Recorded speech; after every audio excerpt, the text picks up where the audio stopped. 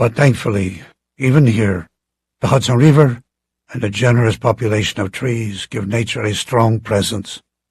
So strong, in fact, that an hour ago I was tempted to risk the slippery sidewalks for a stroll outdoors. Instead, I've chosen a safer alternative, and I'm very happy to spend time pen in hand with ones like you and Brooke, if only in my dreams. I checked the weather report for Golden a short while ago, and it appears to be as sunless there as it is in the northeast today. Against that bleak backdrop, I picture you and Brooke, and possibly her newly engaged Samantha, enjoying the same warmth at Field Gleason House at Thanksgiving. By now, late afternoon, I am certain Mrs. Gidley has received her portrait. Can you imagine the expression on her face when she answered the doorbell, looked down, and saw dear Lamisha standing there, package in hand? I have to believe that the exquisite gift was made doubly so by the manner in which it was delivered. I hope so. Thank you for doing the portrait on such short notice and at such a busy time. And again, my gratitude for making the bestowals possible these past months. Every portrait has been, in a very real sense, an Advent, a Christmas, a giving of life. Speaking of portraits, I heard a lovely homily about faces this morning. The pastor offered the opinion that, when we are born, our first instinct, far deeper than intention, is to find a face. Our weak and blurry little eyes, wide open, but not yet trained to see, search for something, someone with which to bond. I am inclined to agree with him. You? Do you recall the first time you leaned in close to look at your newborn daughter? Did you have a sense that you and she were both reaching toward each other, somehow to speak a language too deep for words? Didn't it seem that your Samantha and my Tita were trying somehow to recognize and understand our faces when they first looked at us? I have a close friend who is an eye doctor and a man of great depth. He holds firmly to the belief that the most important and formative and effortless thing a parent can do for a baby is to gaze into his or her face, to hold him or her close and engage the eyes. Could anything be simpler? Is anything more profound? Does anything more deeply change parent and child? I wonder if, like newborn children, we go through our entire lives looking for a face, longing for a particular gaze that calms and fills us, that loves and welcomes us, that recognizes and runs to greet us. Is that perhaps what this day, Christmas, is all about? It is an imponderable thought that the giver of faces, the face of heaven itself, the face for which every heart yearns, became a wee babe, misty-eyed and helpless, looking himself for the tender face of his mother on the night of the angels. Might that blessed face find you and Brooke in good health and glad spirits today. I look forward to seeing you soon. Till then, every good thing, and Merry Christmas, Theo. P.S. If you see Ellen, please tell her I saw a blue jay this past week in Central Park. From what I could tell, it seemed to be missing a tail feather. There was no return address on the letter or the envelope. Chapter 51. Theo slipped quietly back into Golden. He had not told anyone when he might return, and by mid-January it was not unusual for conversations along the promenade to begin with questions. Have you heard anything from Theo? Do you know when he's coming back?" He arrived in Golden near the end of the month. His first stroll down Broadway was punctuated by enthusiastic hugs and greetings that carried the distinct feel of a homecoming. For him, the mild weather of Golden was a respite from the snow and cold of New York City. Daffodils and crocuses were already visible in the lawns of the Bowery. A spate of warm days, not all uncommon to southern winters, had seduced flowers and shrubs into early blooms. Soon a hard freeze, also not uncommon, would chasten those tender buds for their impatience. But no complaints from Theo. Not that day. It was a day of welcome. In short order, he had spoken with most of his inner circle. Shep and Addie were doing a brisk business. Even the mild southern version of cold weather was good for sales at the Chalice. Asher had added 6 portraits to the gallery while Theo was gone, a half-dozen new bestowals. Tony was still begging for book buyers and predicting the imminent failure of the Verbivore. Simone was preparing with admirable diligence for his upcoming recital, still fighting headwinds with the hockey player on his back, but now with a Werner Pernambuco bow in hand. Lamisha had written and illustrated her very first story about a little girl with blue shoes who convinced her classmates to wear different colors. Kendrick was still working the night shift at the college. Sometimes he sang loudly when the halls were empty. Ellen still rode the noble invention up and down the promenade, but she spent more time indoors at the Mission, especially on cold days. She had been perfecting her featherwood design and making good use of her Christmas gifts. In doing so, she was being changed somehow by ownership of those simple tools and the prospect of having a business, rising in the world by having something that she could nurture and call her own, even if it was only sticks and feathers. She was excited to show Theo her work in progress, almost as excited as he was to see them. Theo stopped by Mr. Ponder's office and delivered a folder of documents for safekeeping until further notice. And with that, he settled into the fickle weeks of winter that would make up February and March. He renewed his routine of walking, reading, sitting at the river, and chatting with friends. The cold was hardly a bother. He visited the Chalice most days. Shortly after his return to Golden, he purchased a dozen portraits and began writing letters to the intended recipients. Though he would not be bestowing those portraits for a while, he began to compile a calendar of when and to whom they would be given in the coming months. His days were quiet, but they were not wasted as he awaited the blossoms of springtime. Chapter 52. Theo looked at his calendar. The date in March was circled. It's been a year. Already a year. And so it had. 1 full year he had been living on floor number 3, Ponder House. His plan for that day? A walk of celebration. He put on his hat and a sweater and inspected himself in the mirror.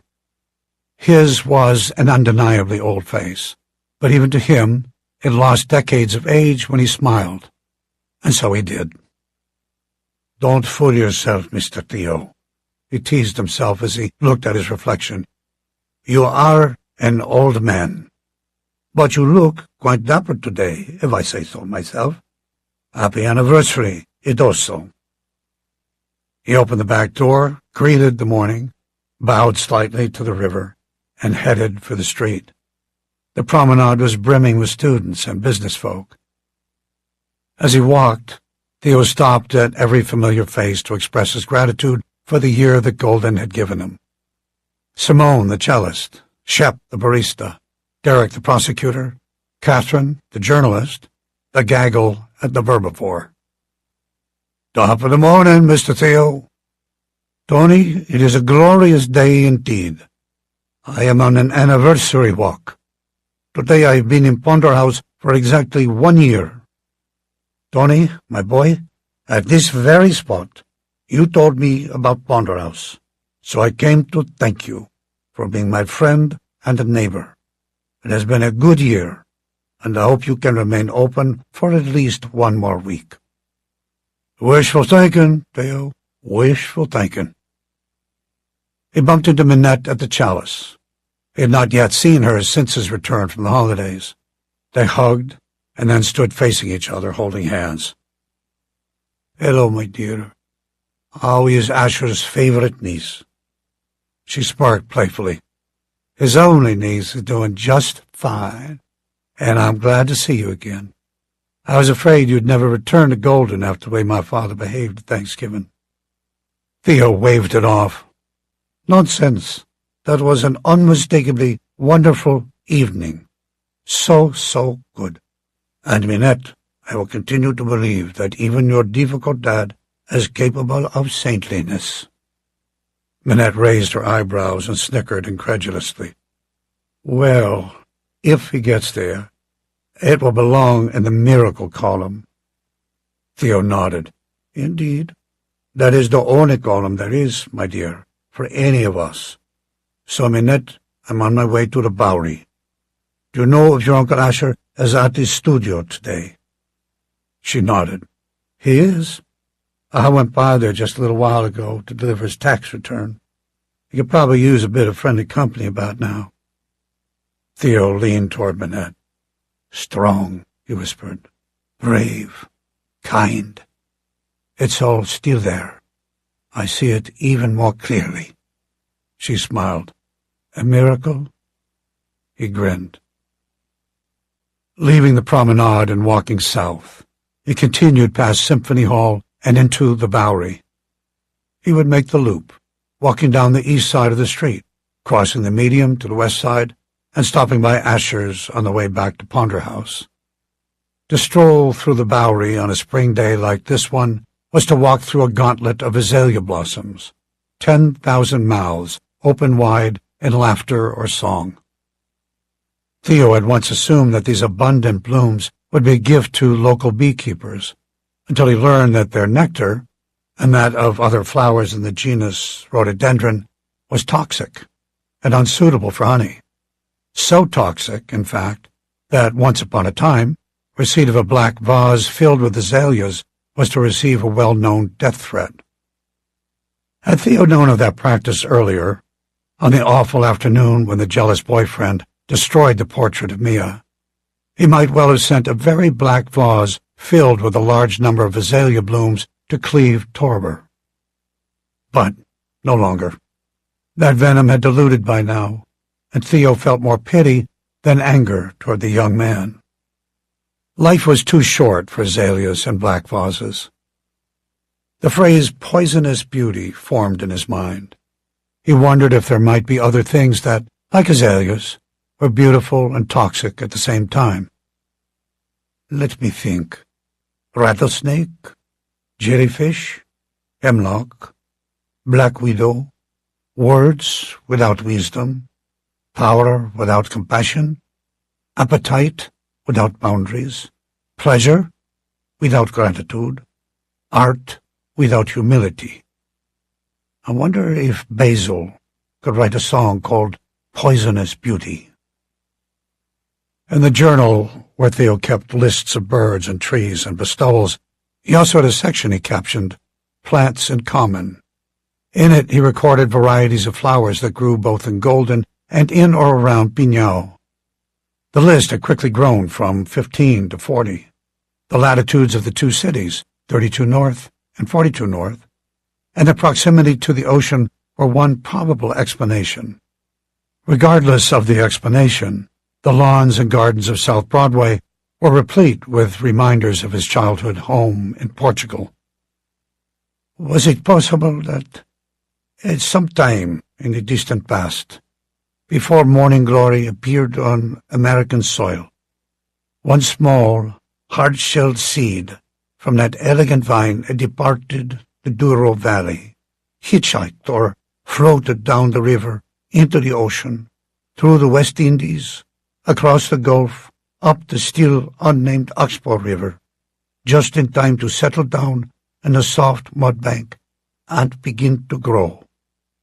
Or maybe it had happened in reverse, the Oxbow to the Douro. Probably not. Still, like so many other notions that passed through Theo's mind when he took his daily stroll or sat beside the river, it was a pretty thought and a subject of contemplation, of journey, as he walked through the Bowery to Asher's studio. He spotted Asher's bicycle on the porch, a sure sign that the artist was somewhere nearby. He walked up the steps and knocked on the door. A voice responded from the side of the house. "I'm around here." Theo retraced his steps and found Asher on the south lawn, kneeling beside a flower bed, busy with the ritual of spring planting. He was wearing faded jeans and a flannel shirt, rolled up to the elbows. His ungloved hands were covered in dirt. "Hello, Theo. This is a nice surprise." He rubbed his palms together and wiped them on the front of his jeans. "I'd shake your hand, but I'm a little messy." He stood, walked a few steps to the back of the house, and returned with a lawn chair. "Have a seat, Theo. If you don't mind, I'll keep planting. What brings you this way?" They made small talk, took note of the 1-year anniversary, commiserated about the necessary evil of taxes, and paid tribute to the splendor of the season. Asher pointed out the varieties of flowers he was planting: speedwell, echinacea, coreopsis, all chosen with pollinators in mind. Asher held up 3 small plants in a terracotta pot. "Here's a new one." Theo leaned forward for a closer look as Asher explained. "I noticed these in the woods up in Harris County last summer when Brooke and I were hiking. The guy who owns the land let me mark them so I could dig them up during the winter when they were dormant. I don't know if they'll survive here or not, but I brought lots of soil from that spot to put around them, and the partial shade ought to help. I figure if I plant them now, maybe they'll have time to get comfortable before they're supposed to bloom. Hope springs eternal, right?" Theo nodded. "Indeed, it does, especially for gardeners, and especially at this time of year. Let me guess what you have there." Theo bent over to examine the 3 plants, 8 or so inches tall and obviously still growing.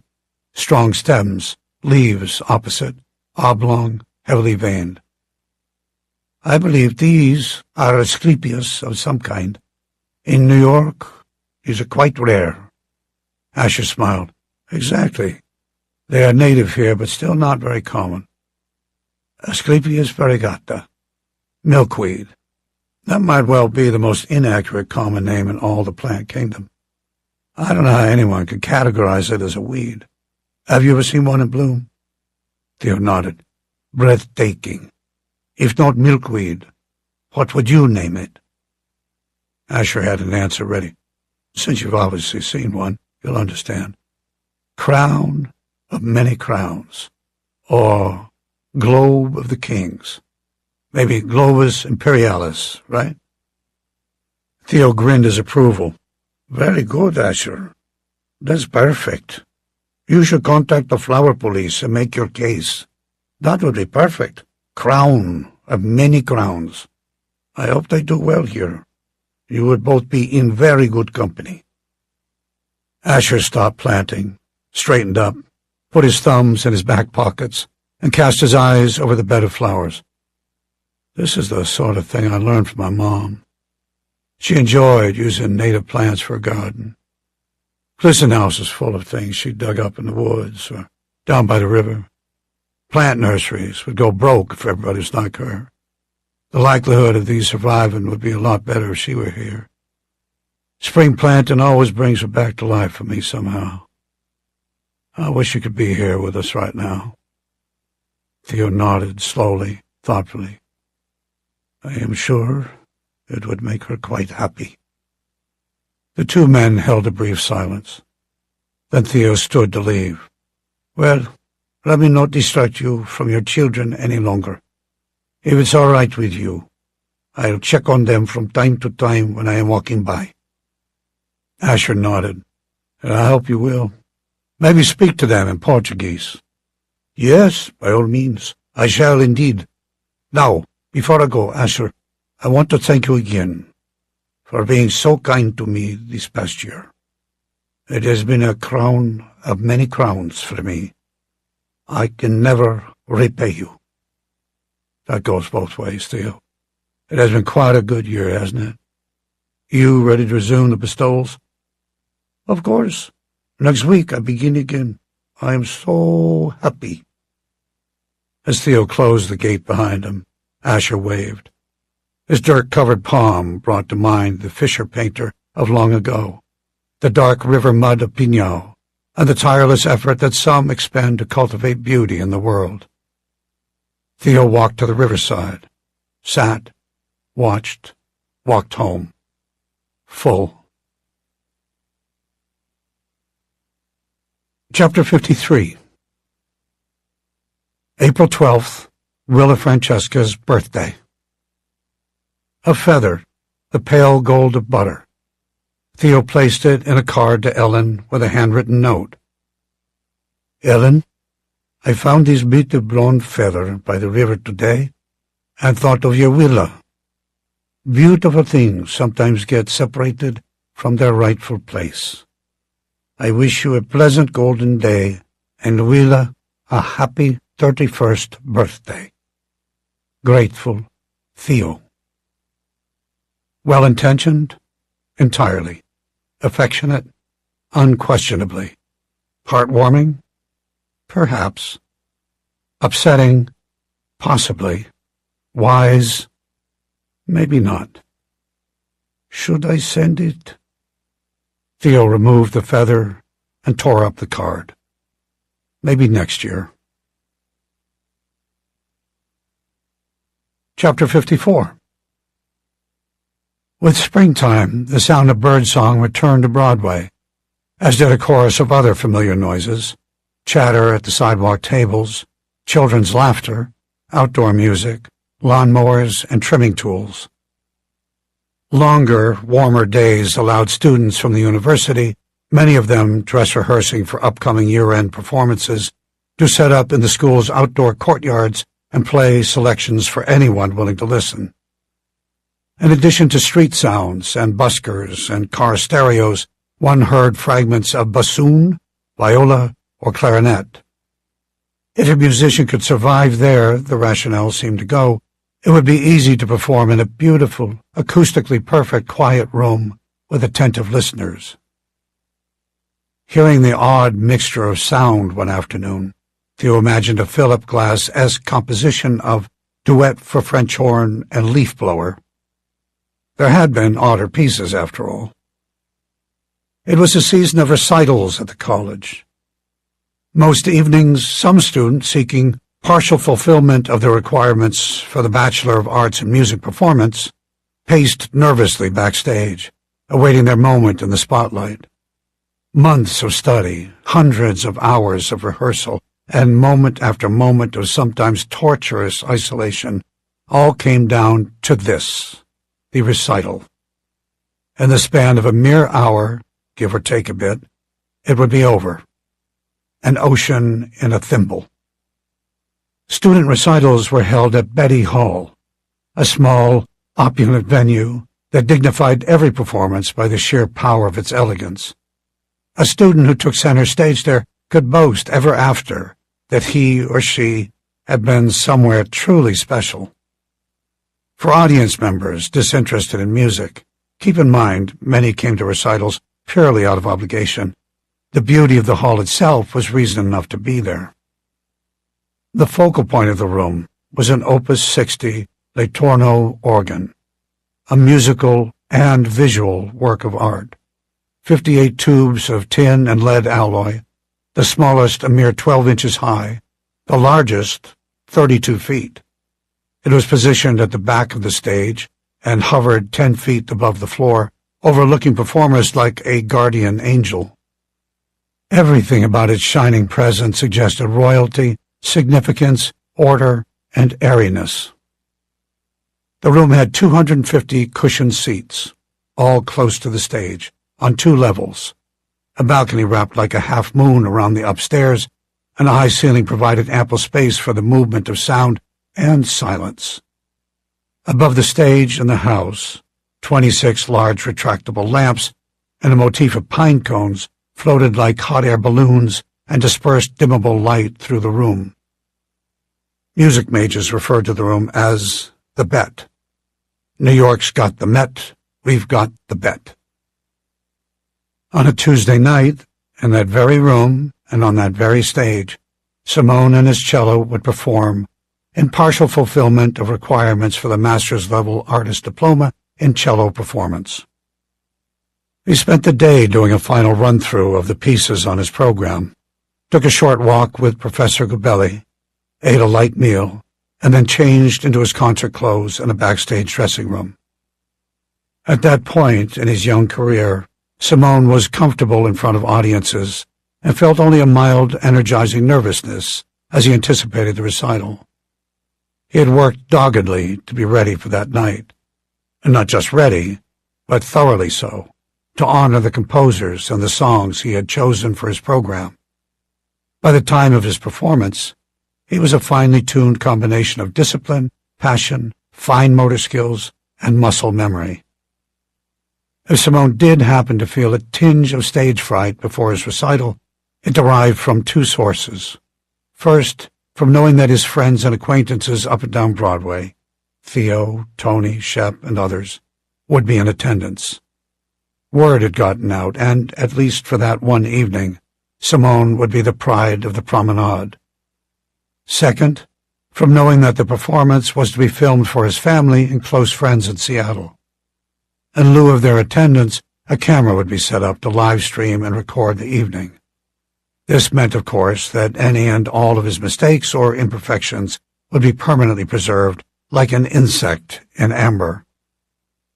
Simone did not doubt his ability to perform the selections on his program with excellence, but for the sake of his friends, he wanted the evening to be enjoyable rather than merely obligatory, and he hoped they would leave the concert glad for attending rather than relieved at departing. Finally, recital hour arrived. Chapter 55. The Bet. Rosie and F, beneath the dimmable light. Left to right, facing the stage, row E, Kendrick, Basil, Trina, Asher, Brooke, Lamisha, Theo, Ellen, Tony. Row F, Addie, Shep, Mr. and Mrs. Ponder, Mrs. and Mr. Gidley, and the Penny Loafers. Elsewhere in the room, friends and classmates, faculty members, and others filled the seats. The packed room was affirmation of the respect and affection with which the music department embraced the young man. A single chair awaited him at center stage. No music stand, no mics, no props or decorations. Backstage, with 5 minutes to go, Simone awaited his introduction, humming, stretching his fingers, and pulling at the sleeves of his black tuxedo and white shirt. The sartorial finery was standard practice for Simone, dating back to his earliest performances in high school. His band teacher, a bastion of decorum, had instilled in Simone and his peers that your wardrobe is a small, visible way to honor the music you play as well as the guests who listen to you play it. Look beautiful, play beautiful, be beautiful. It was so old-fashioned, but there did seem something right about it. Those sitting in rows E and F were gussied up as well, out of respect for the young musician. Blazers and starched shirts for the men, dresses for the women. Ellen was ablaze with color, a pastiche of springtime. She was an azalea bloom, astilbe, and spirea, gaillardia, and wisteria, a walking bouquet of flowers. Incidentally, she was allowed to bring the noble invention into the building. After Theo assured her it would be kept safe, she agreed to leave it locked in the cloakroom under the watchful eye of a security guard. With a gun. Theo leaned toward Lamisha, who was sitting on his left, and spoke in the library whisper to her. "You'll see the big lights above the stage, the pine cones." She looked up, nodded. "Tonight, when Simone plays his songs, the music notes will come out of his cello, and they will fly in every direction. You see, all the notes are inside his cello right now, but when he moves the bow, like this, Theo gestured, it is like a key that opens the door, and out they come, one at a time. They look like this. Theo sketched quarter notes, eighth notes, and 16th notes on the back of the program so that Lamisha could envision the flight he was describing. You see, the rampart here is their tummy, and these are the wings. Tonight Simone will set them free, and they will fly around us so fast we might not even see them. And you know what they do when they fly away? They hide. Many of them will go straight up and hide in the pine cones, and some will hide in the organ pipes, and some will hide in the curtains and under the seats.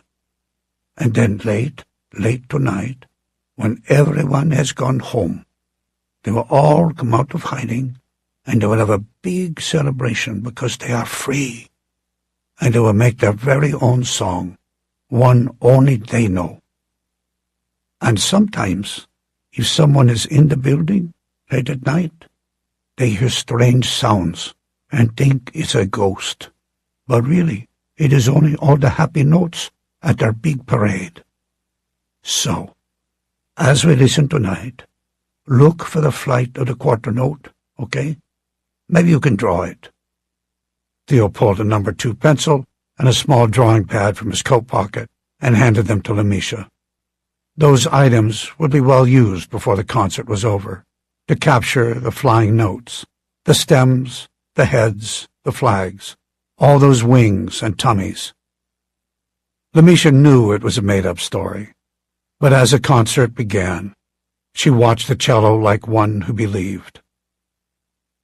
Precisely at 7, the lights dimmed, and Professor Gabelli stepped on stage, welcomed the audience, explained the purpose of the recital, and asked that people extinguish their cell phones. And now, ladies and gentlemen, I give you Simone Lavoie. Simone appeared through a small door left of center, cello in hand, made the short walk to the middle of the stage, stopped beside the chair that awaited him, and took a bow. There was still enough light for him to see faces in the audience. He smiled at rows E and F, the epicenter of applause, bowed again, and sat. A man of lesser confidence might have chosen to begin his recital with a simple selection, something manageable to help him work out the butterflies or jitters. But Simone was not that man. His first song was one that most students, if they would attempt it at all, would say was the high point or finale of their set. Toccata Capricciosa, Opus 36, by Miklos Rosa. From the first forceful notes of the piece, Simone took ownership of the room. Even the disinterested and unschooled could not help but be captivated by the virtuosity of his performance. Those in rows E and F, who had previously only known Simone as a pleasant and reserved pedestrian, walking to and from class each day, were mesmerized by the creature he became under the enchantment of the music. And some, in those same rows, understood for the first time that the bulky object, the hockey player, he carried on his back, was possessed of power no less potent than thunder and lightning. No wonder Simone was so protective of it. His cello was his flesh and bone, heart and soul, language and voice. It did not merely belong to him, it was part of him. The demure Simone, with cello cradled in his arms, was a force of nature, electrified, ravished, and ravishing. Arms, hands, shoulders, neck, head, eyes, legs, and feet, every part of him felt the song and brought it to life for the audience. Or perhaps for the angels. His face, eyes closed, displayed agony and delight, playfulness and veneration. As he played, he turned his head hard right, smiled rapturously, mouth sometimes wide open, as if gasping for breath, a captive to the splendor of the sound that swirled around him. From Kendrick all the way to the penny loafers, from the quixotic mind of Ellen to the orderly intellect of Mr. Ponder, from the breadth of Theo's elder perspective to the youthful innocence of Lamisha, all of Rose E and F were under a spell, captives themselves. The man on the stage was a Simone they had never seen before. They were fascinated. They were proud. Lamisha was almost certain she saw quarter and eighth and 16th notes flying to freedom. For 6 minutes and 56 seconds, the room was transfixed. But at the end of the piece, when Simone stood for a bow, the audience was already on its feet applauding, faculty members first. Simone left the stage, took a sip of water, returned, and sat again. His face was glowing with perspiration. He paused to close his eyes, take a breath, position his fingers and bow, and visualize the next song. The selection was the familiar Bach Cello Suite No. 1 in G major, the very piece of music, performed by the great Casals, that had lured Simone to the cello when he was in high school. Even those in the audience who didn't know cello music recognized the piece. At the end of 2.5 minutes, it was done, and a calm filled the room. More applause. And then, because a recital required that esoteric pieces be included to prove a student's proficiency, Simone performed 4 sections of a sonata by Eugène Ysaÿe, and then a 4-minute passage from Attila Bozzai's Formazioni. The Bozzai selection was atonal, dissonant, arrhythmic, and technically interesting, but it overtaxed the attention spans of most in the audience. Tony tried his best to listen attentively, but he also wondered what the penny loafers might be thinking and what they might say tomorrow about that weird song. He predicted at least one of them would complain. "You couldn't even tap your damn foot to it." A true statement. Or hum along, either. A valid criticism. "I wouldn't even call that stuff music. I couldn't even pronounce the name of it." Tony almost burst out laughing at the anticipated discussion. A member of the music faculty, on the other hand, would have said the composition embodied rich technical complexity and dystopic tonalities, and that had been interpreted masterfully. Simone finished the piece, though it took an awkward moment for the audience to figure out it was over, and then left the stage to polite applause. When he returned, a grand piano had been rolled into place. For his last selection before intermission, Simone was joined by a slender, middle-aged woman in a black evening gown. The program identified her as a faculty member, Dr. Issa Takai of Japan. She bowed, sat, and waited as Simone took his seat. They played Requiebros by Gaspar Casado of Barcelona, a piece Theo knew well.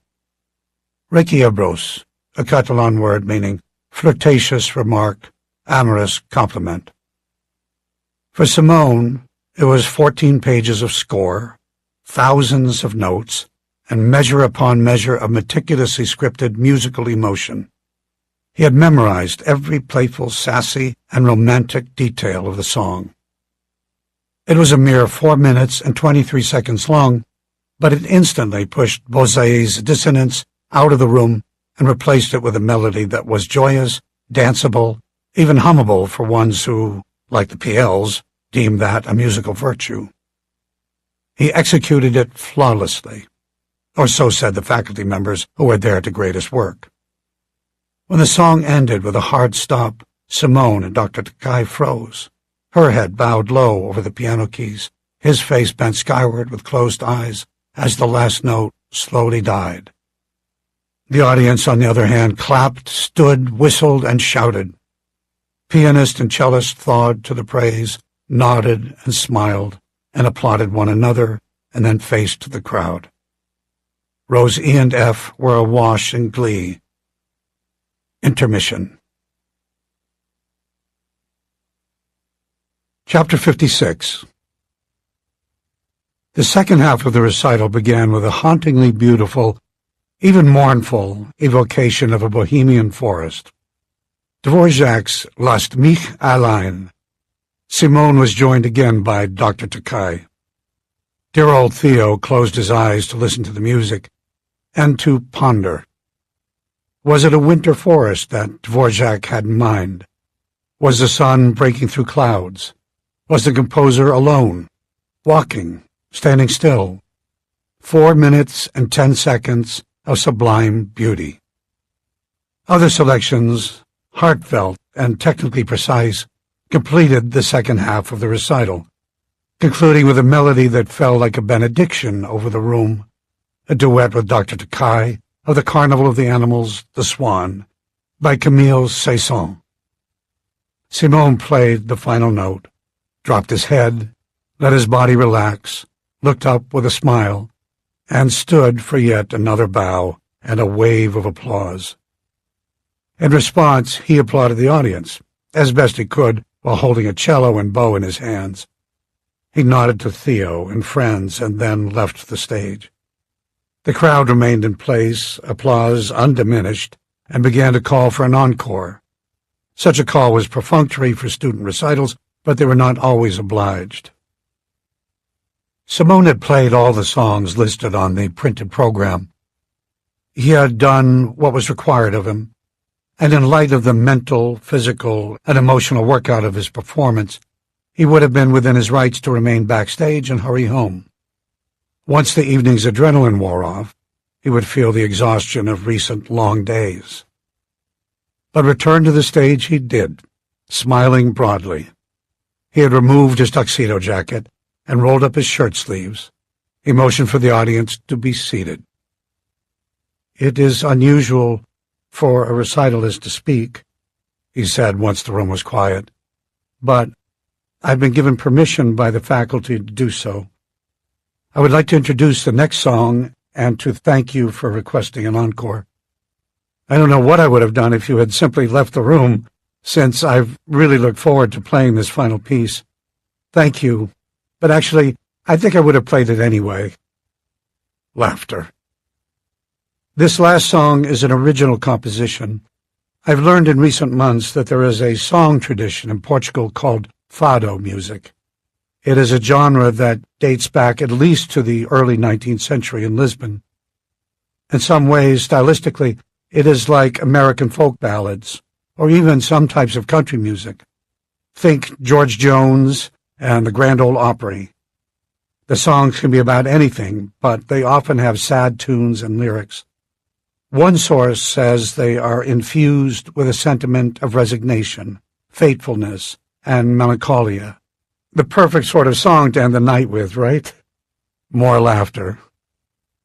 Fado is usually played on Portuguese guitar, classical guitar, and a 4-string version of acoustic bass called viola baixo.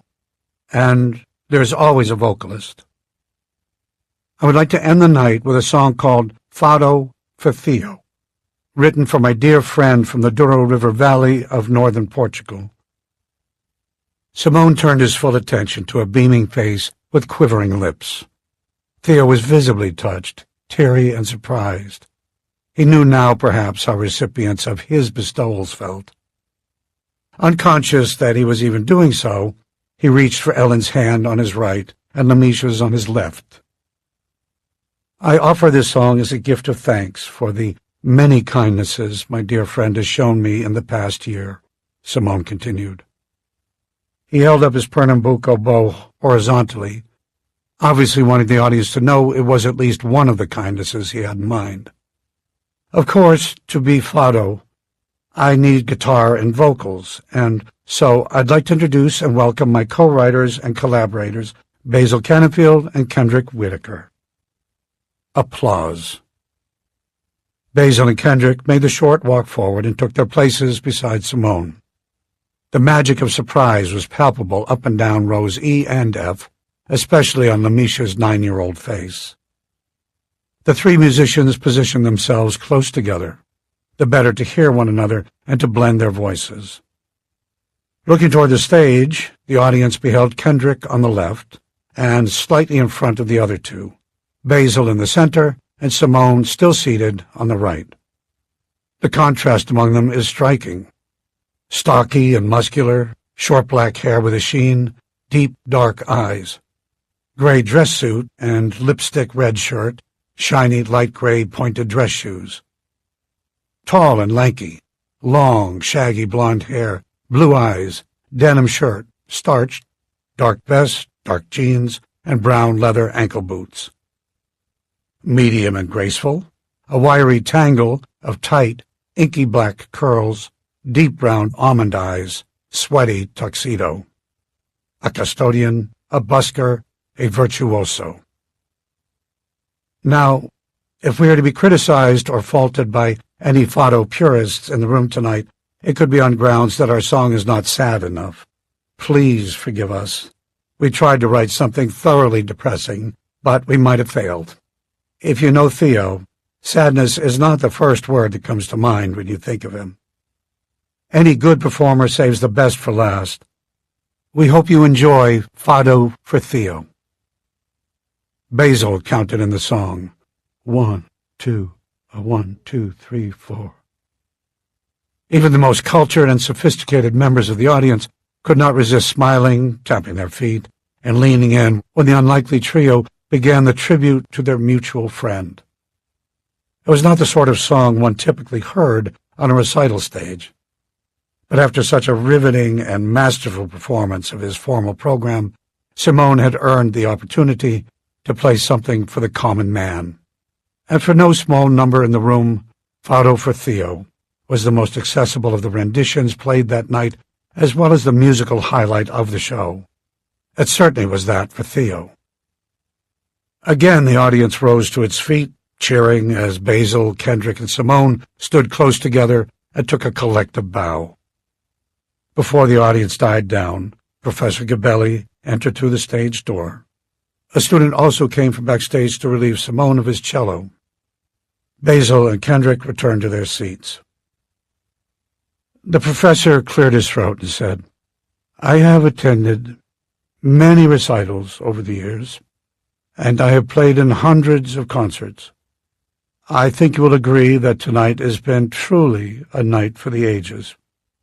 And while we have departed a bit from the way we usually do things, we have celebrated music, the writing of it, the performing, the listening, the sharing, and the enjoyment of it. Simone, thank you for honoring our department and for giving us such a memorable experience this evening. We'll keep our fingers crossed that you earned a passing grade." The audience chuckled. "One more thing remains to be done, and for that I invite Mr. Theo to the stage." Theo rose and made his way to the stage. He hugged Simone, whispered something in his ear, and then turned to face the audience. "Simone, first of all, I say thank you. When you told me many months ago you were preparing for a recital, I could not have imagined this night. I would make mention that it is a great misfortune your mother and father are not here to witness your performance in person. I would make mention of it if it were true. But thankfully, that is not the case. Mr. and Mrs. Lavoie, would you like to join us here, please?" As the room buzzed with surprise, Simone saw movement in the shadows of the balcony. It dawned on him that his parents had been there for the entire evening. They walked forward. Welcoming applause and warm embraces met them at the stage before Theo spoke again. He addressed the small audience as if he were addressing royalty, and in his mind he was. "It is customary to honor great musicians and artists at the end of their careers, sometimes even years or decades after they have gone silent. That custom often includes the presentation of a portrait. Tonight, we will reverse the order of things, and rather than wait till the end of what is certain to be a career of excellence and accomplishment, we," Theo gestured to the row of his friends from the promenade, "would like to bestow a small measure of honor and a portrait on our dear friend Simone." Asher walked forward, and stepped up beside Simone, draping his arm across the young cellist's shoulder. Two students entered from backstage. One set up an easel, onto which the other placed the portrait, covered by a blue drape. Theo turned to Simone's parents and spoke directly to them. "I know what it is to love a child and to want, above all else in life, that they be good and wise and happy. In honoring your son tonight, we also honor you. It is written somewhere that most people die with all of their songs still inside them. Thank you for protecting Simone from that terrible fate. Because of you, he blesses us." Theo turned toward the easel. "And now, ladies and gentlemen, I give you Maestro Simone." Asher, very gently, this was his recital too, in a sense, unveiled the portrait. It was drawn in various grades of dark graphite and white charcoal on gray paper, mounted beneath a 2-inch white mat and held in a black frame, with gold beading and raised edges. It was rendered from a photograph obtained by Professor Gabelli at Asher's request. Simone had clearly not been striking a pose for a camera when the photograph was taken. He was lost in whatever song he was playing at that moment, eyes half open and relaxed, dreamily so, as if in a spell. If his countenance were indicative of the selection he was playing, one would likely guess the song was pastoral, slow, melodic. The portrait was rendered as a long rectangle, twice as wide as it was high. It featured Simone's face and his left hand on the cello's neck, just inches from the headstock. His right arm, only partially visible, was extended for a draw of the bow on the left side of the portrait. Theo announced that the portrait would be shipped to the home of Simone's parents. Mrs. Lavoie clasped her hands over her heart in gratitude. It would take a sizable section of wall space to accommodate so large a frame. No one doubted she would find room for it. Finally, the recital was a fait accompli. The audience, in no hurry, trickled out of the hall. Friends and faculty stood in a reception line to admire the portrait and congratulate Simone. After a while, only his parents and those who had been sitting in rows E and F remained. They were a striking assortment of humanity, brought together by admiration for the young musician. Theo moved among them like a proud father. Simone graciously received a steady flow of compliments. Eventually, the promenadians were herded out of the room together. Lamisha glanced over her shoulder at the overhead lamps as the security guard turned them off. She imagined all of those notes and hiding up there somewhere. Simone excused himself briefly to secure the cello in his instrument locker. Once he rejoined the others, they walked en masse to the chalice, where coffee and celebratory cake in the shape of a cello awaited them, compliments of Shep and Addie. After an hour or so, members of the party began to take their leave, each with mind and heart full. They all had lots to talk about on the way home. Ellen rode away on the noble invention, her blue hat bobbing like a cork on a fish pond as she moved up the promenade. As he walked to Ponder House alone, Theo thought to himself, "I have tasted heaven." Before he fell asleep that night, he relived the day in his mind. This might well have been the happiest day of my life. Thank you, sir. Thank you. Simone walked his parents to their nearby hotel. He and they moved as ones in a dream, elation in every step. Simone stayed with them well past midnight, answering questions and telling stories about his golden friends. He was delighted at this unexpected reunion with his parents and pleased at the prospect of giving them a proper tour of Golden the next day. Eventually, exhaustion weighed on his eyelids. He kissed his parents good night and walked into the familiar nocturnal quiet of Broadway. He stopped by the school to retrieve his cello before walking slowly home for much-needed and well-deserved sleep. He hummed as he walked, Fado for Theo. Such a wonderful occasion. A night for the ages. Chapter 57. At first, Theo thought it was a bad dream. It was well after midnight, and most of the weeknight revelers had retreated home, leaving Broadway to its slowly gathering silence. He'd gone to bed shortly after the party for Simone, had slept soundly for several hours, and had then awakened for no apparent reason. Perhaps the adrenaline and the afterglow of Simone's recital were still at work in his body and mind. He put on his robe, walked to the front of the apartment, and opened the balcony doors for fresh air. Then he returned to the kitchen for a drink, chose a book to read, and settled into his easy chair in the front room. The last intermittent bits of late-night noise, voices, car doors, engines rumbling, floated in from outside. Theo sat and turned a few pages, but as the clock approached 2 o'clock, he struggled to keep his eyes open. He finally gave way to sleep, his head rolling to the right and resting on the chair back. If he had been on the balcony, awake, he might have seen Ellen on her bench at the Fetter. He might have heard her singing. She was wearing her hat, sitting with her hands in her lap, the noble invention parked within arm's reach. It was the same tranquil scene Theo had witnessed several times before. The same, that is, until the athletic figures of 3 boisterous young men, moving southward down the median, approached the fountain. They were unsteady on their feet, bantering and laughing too loudly for that hour of night, pushing and jostling each other, as friendly drunks sometimes do. Their sort of joviality was a familiar sight along the promenade, partygoers and bar-crawlers ending the night with a final blast of noise and energy, annoying to residents who lived along the promenade, but otherwise harmless.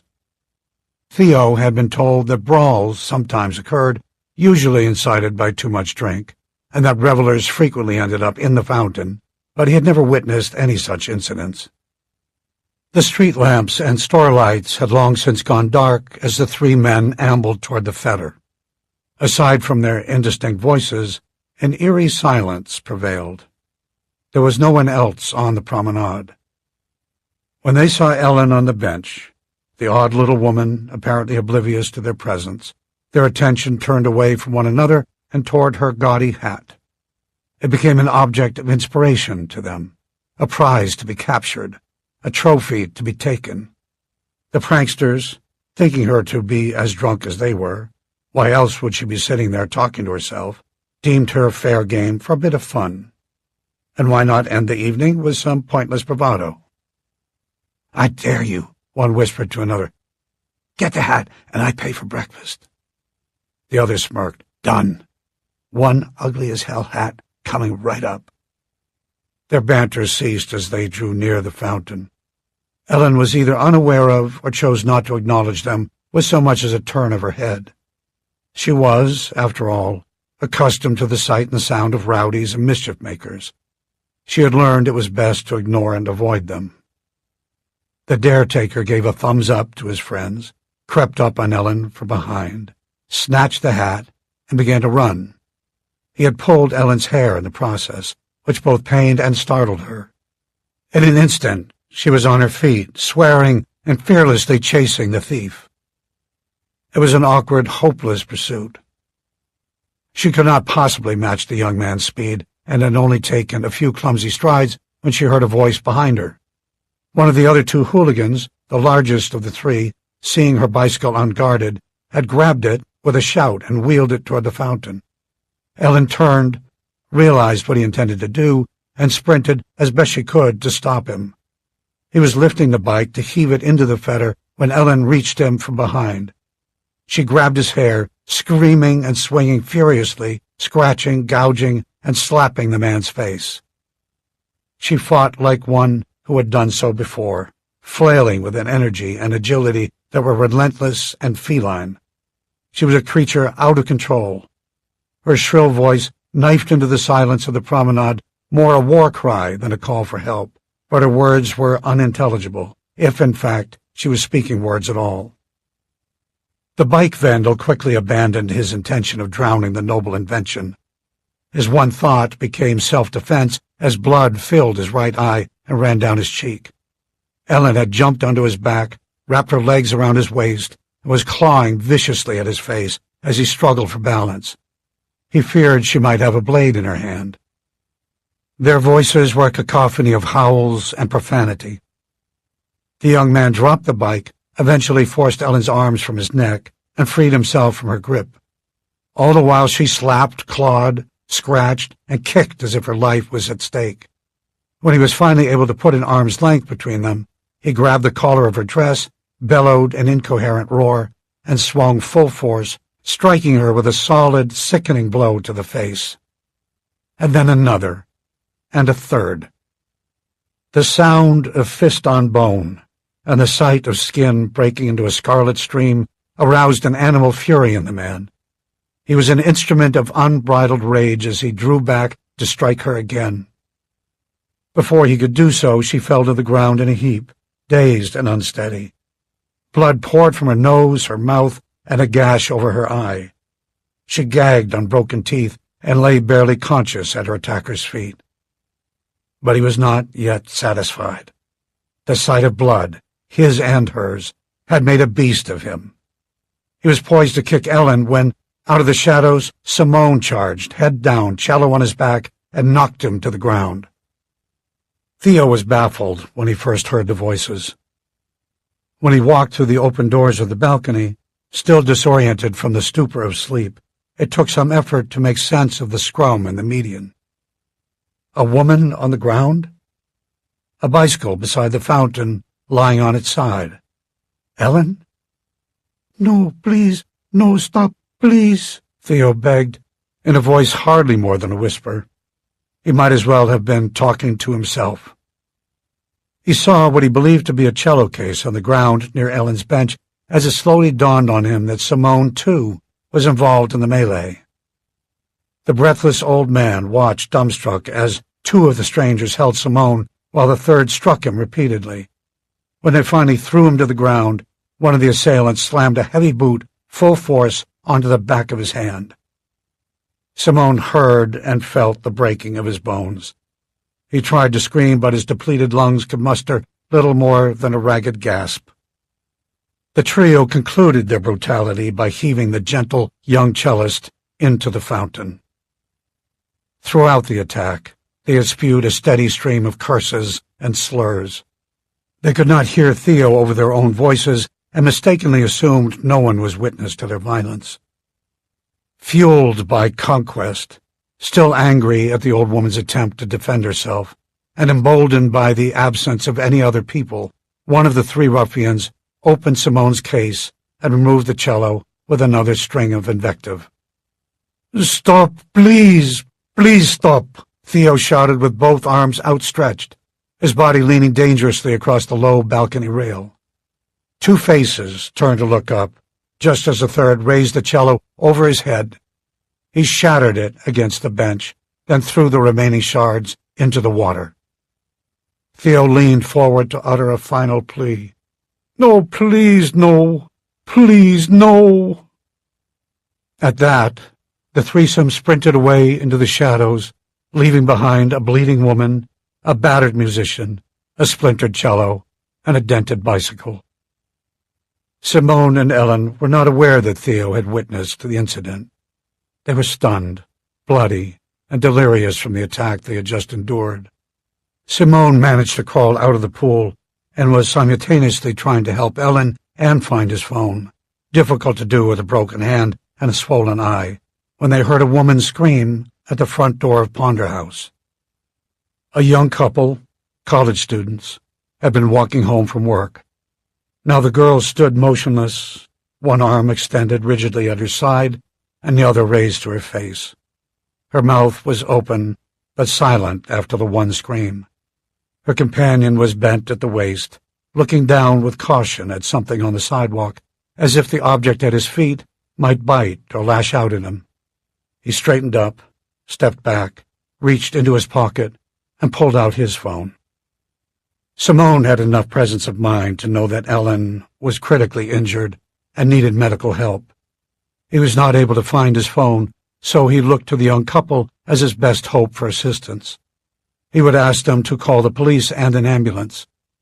He left Ellen at the bench and staggered across the street to where the couple was standing on the sidewalk. The young man was on his phone, speaking urgently. The girl remained speechless, hand to face, mouth still open. Simone looked down, saw a crumpled form beneath the splayed fabric of a robe, and noticed a small pool of blood spreading outward on the pavement. He knelt, leaned close, turned the body gently, and gasped. He felt himself going faint. Theo. Chapter 58. News of the tragedy spread quickly the next morning, first along the promenade, and then throughout the city. Yellow crime tape marked the spot of Theo's death. That short section of sidewalk attracted the grief-stricken, the angry, the curious, and the incredulous throughout the day following the assault. Looking back, it seems odd that crime scene tape was placed there.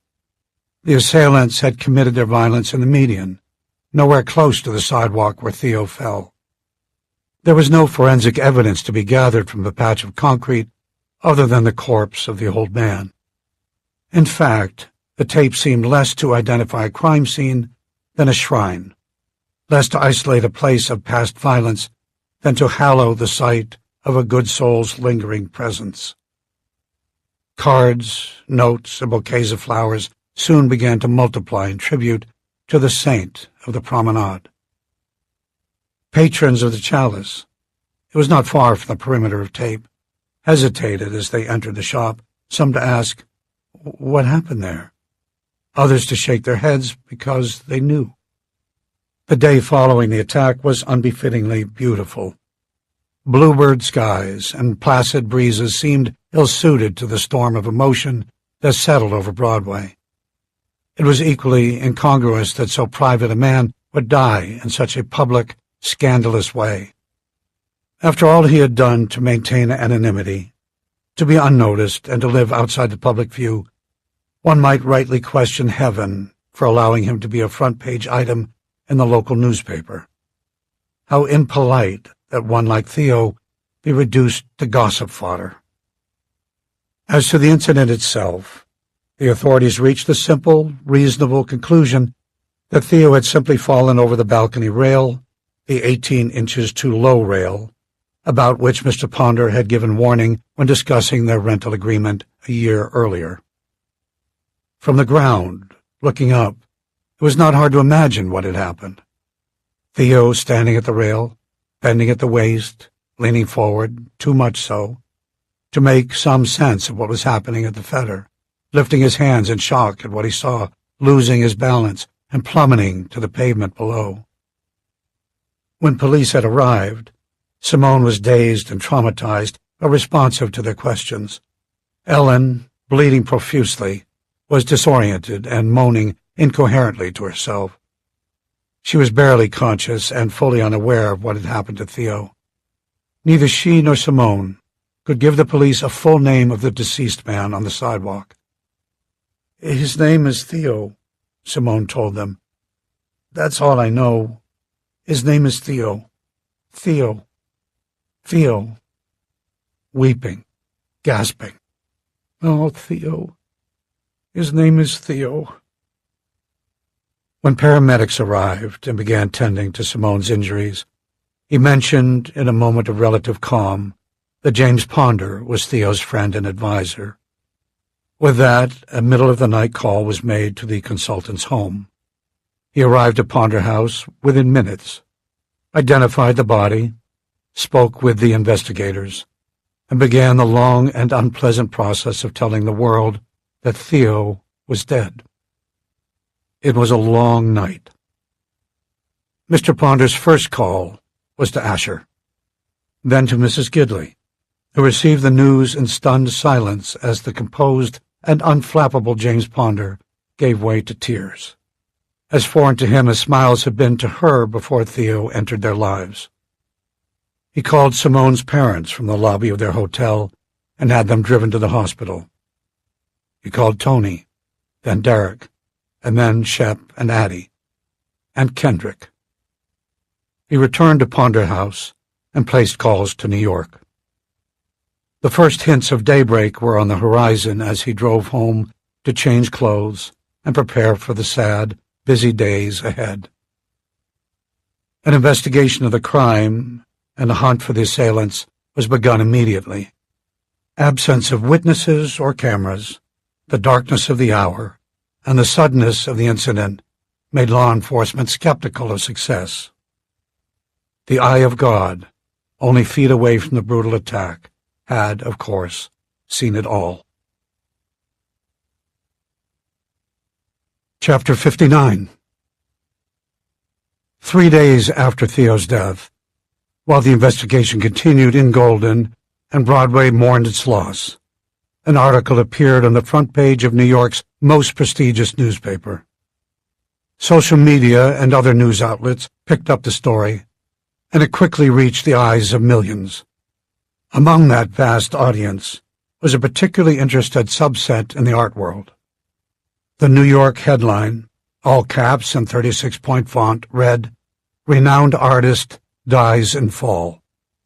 A smaller heading added, "Reclusive genius leaves behind prized collection." The article was equal parts obituary, biography, encomium, investigative journalism, human interest, and cultural news. It filled a generous portion of the front page and half of another. 2 photographs, one of a brooding, middle-aged, bearded face, the other of an art gallery, accompanied the text. A longer article, which included the full text from the newspaper, appeared in the paper's website. Renowned Portuguese-American artist Gomes Theophilus Zilavez, known throughout the world as Zila, died Thursday morning from injuries sustained in a fall at his temporary residence in Golden, Georgia. He was 87 years old. Known for a career that spanned 6 decades, Zila belonged to the prolific group of 20th century artists whose work garnered record-breaking sales in the latter half of the century. Like other notables of the era, he was a one-name celebrity, whose fame as an artist was almost equaled by his reputation as a recluse. For the past 3 decades, while his art received critical praise and enthusiastic bids at auction, he was rarely seen in public. His New York office aggressively guarded his privacy and granted no interviews. His works are among permanent museum collections and galleries around the world, including the National Gallery in London, the Petit Palais in Paris, the Uffizi in Florence, and the Metropolitan in New York City. He was also an avid collector of art. His private collection, at the famed Zila Gallery in Chelsea, houses a wide range of styles and periods, including pieces by Delacroix, Courbet, Gauguin, Kahlo, Basquiat, Rossetti, and Picasso. It is one of the most highly valued private collections in the U.S.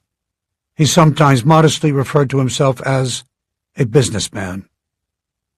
Zila was born on October 28, 1932, in Pinhao, a village in northern Portugal.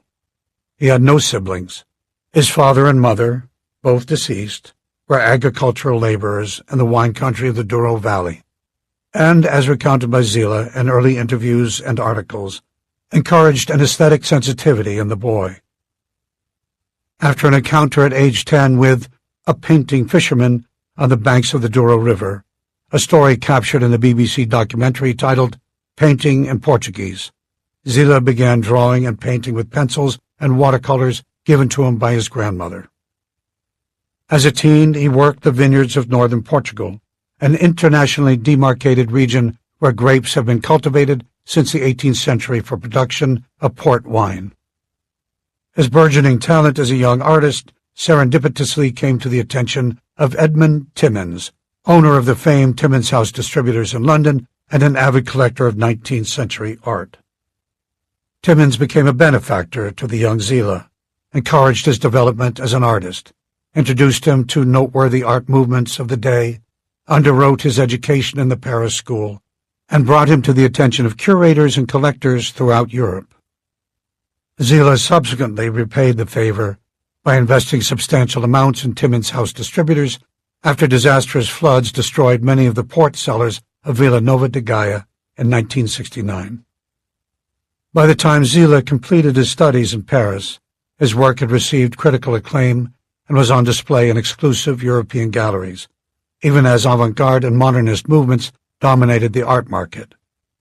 Patronage of wealthy collectors, fortuitous acceptance by well-known curators and gallerists, and a charm that made him a darling of the public contributed to his early success. The young Ziele, like many of the Paris ilk, studied and experimented with modalities of Cubism, Impressionism, and Minimalism. He ultimately returned to classical realism, what he sometimes described as the abandoned child of modernity's disillusionment. His rise in the art world was often described as meteoric and, by some, unwarranted. His work faced fierce denunciation from critics who argued that his style was outdated, simplistic, and apolitical.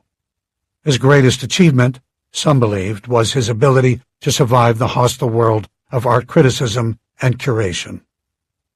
Ziele's iconic large canvas Boat Number 216 was chosen by the IAA as one of the 50 most significant works of the 20th century. It is on permanent display at the United Nations. Its unveiling in 1987 was the last notable appearance made by the artist, aside from a handful of unpublicized, unannounced appearances in Portugal in subsequent years. Before leaving the public stage, he conducted numerous master classes throughout Europe. He also held short professorial roles, including an early stint as an artist in residence at the Prado in Madrid from 1960 through 1962.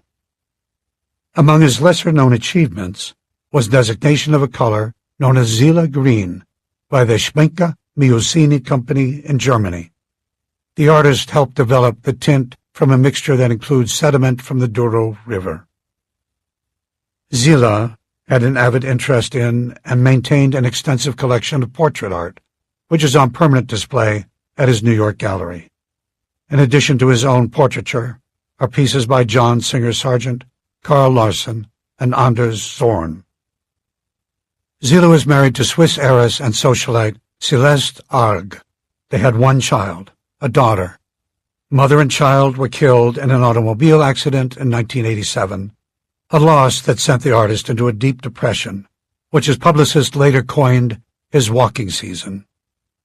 Following a year in which he produced no new work, he returned to the art market with a flurry of abstract pieces that were eventually collected and toured in an exhibit entitled Ecclesiastes. Selections from that display are now permanently housed at the Tate in London. Ziele never remarried. His great fondness for rivers resulted in a 1998 collection of 15 canvases entitled The River Suite. The collection celebrates waterways of the U.S. and Europe. The paintings were popularized internationally through their use in campaigns by various government and private organizations to advocate stewardship of native rivers and clean water. Ziele had, as well, an ardent interest in birdwatching. He frequently made excursions to locate new species for his birding list and contributed a series of sketches gratis to the Cornell University School of Ornithology in 2001 in support of its work. The artist was inducted into and received honors from numerous international arts organizations, many of which include him on their lists of significant artists of the past century. Though he declined invitations to the ceremonies that honored him, he often sent eloquent, handwritten letters of gratitude to sponsors of the events. The often lengthy letters, which taken together embody a thoughtfully articulated philosophy of art and creativity, were compiled in a collector's edition of his work on his 80th birthday.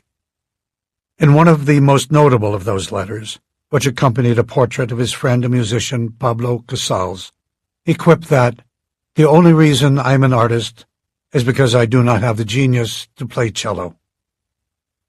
Over the span of his career, Ziele lived in Paris, Florence, Rio de Janeiro, and New York.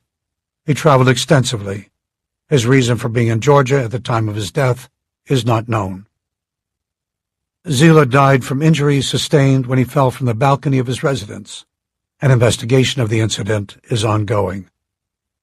Zila's longtime personal assistant and gallerist, Anais Medtois, in a phone conversation with this writer, stated that, "I spoke with Zila last week. He was doing very well.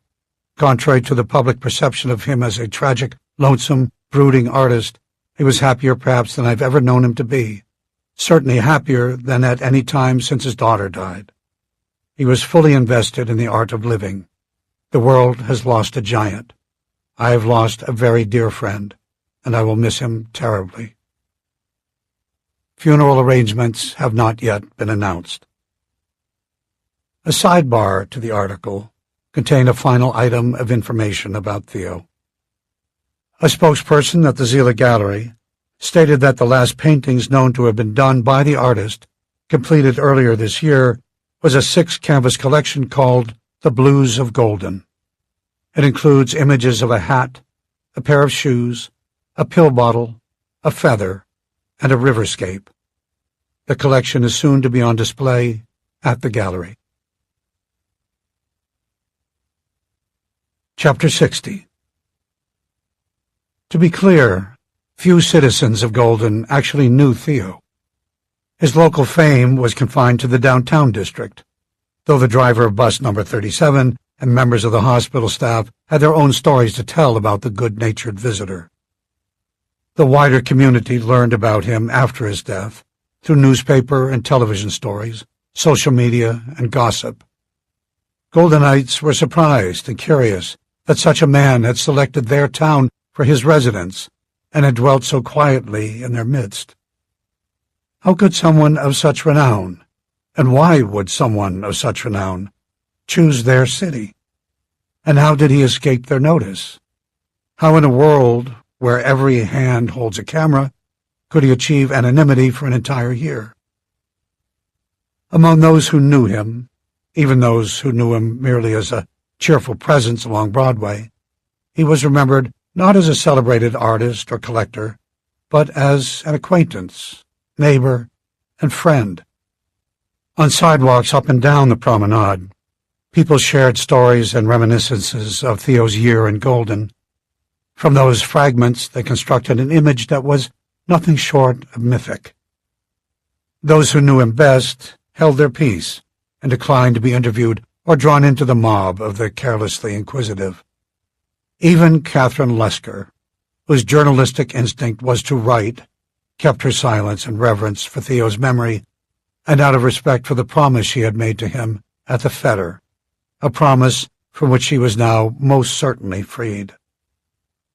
There were, not surprisingly, insistent professional writers, bloggers, art aficionados, reporters from New York papers and magazines, an international journalist or two, and even, early on, a documentary filmmaker, who pursued whatever rumor or lead they could find in hopes of telling Theo's story.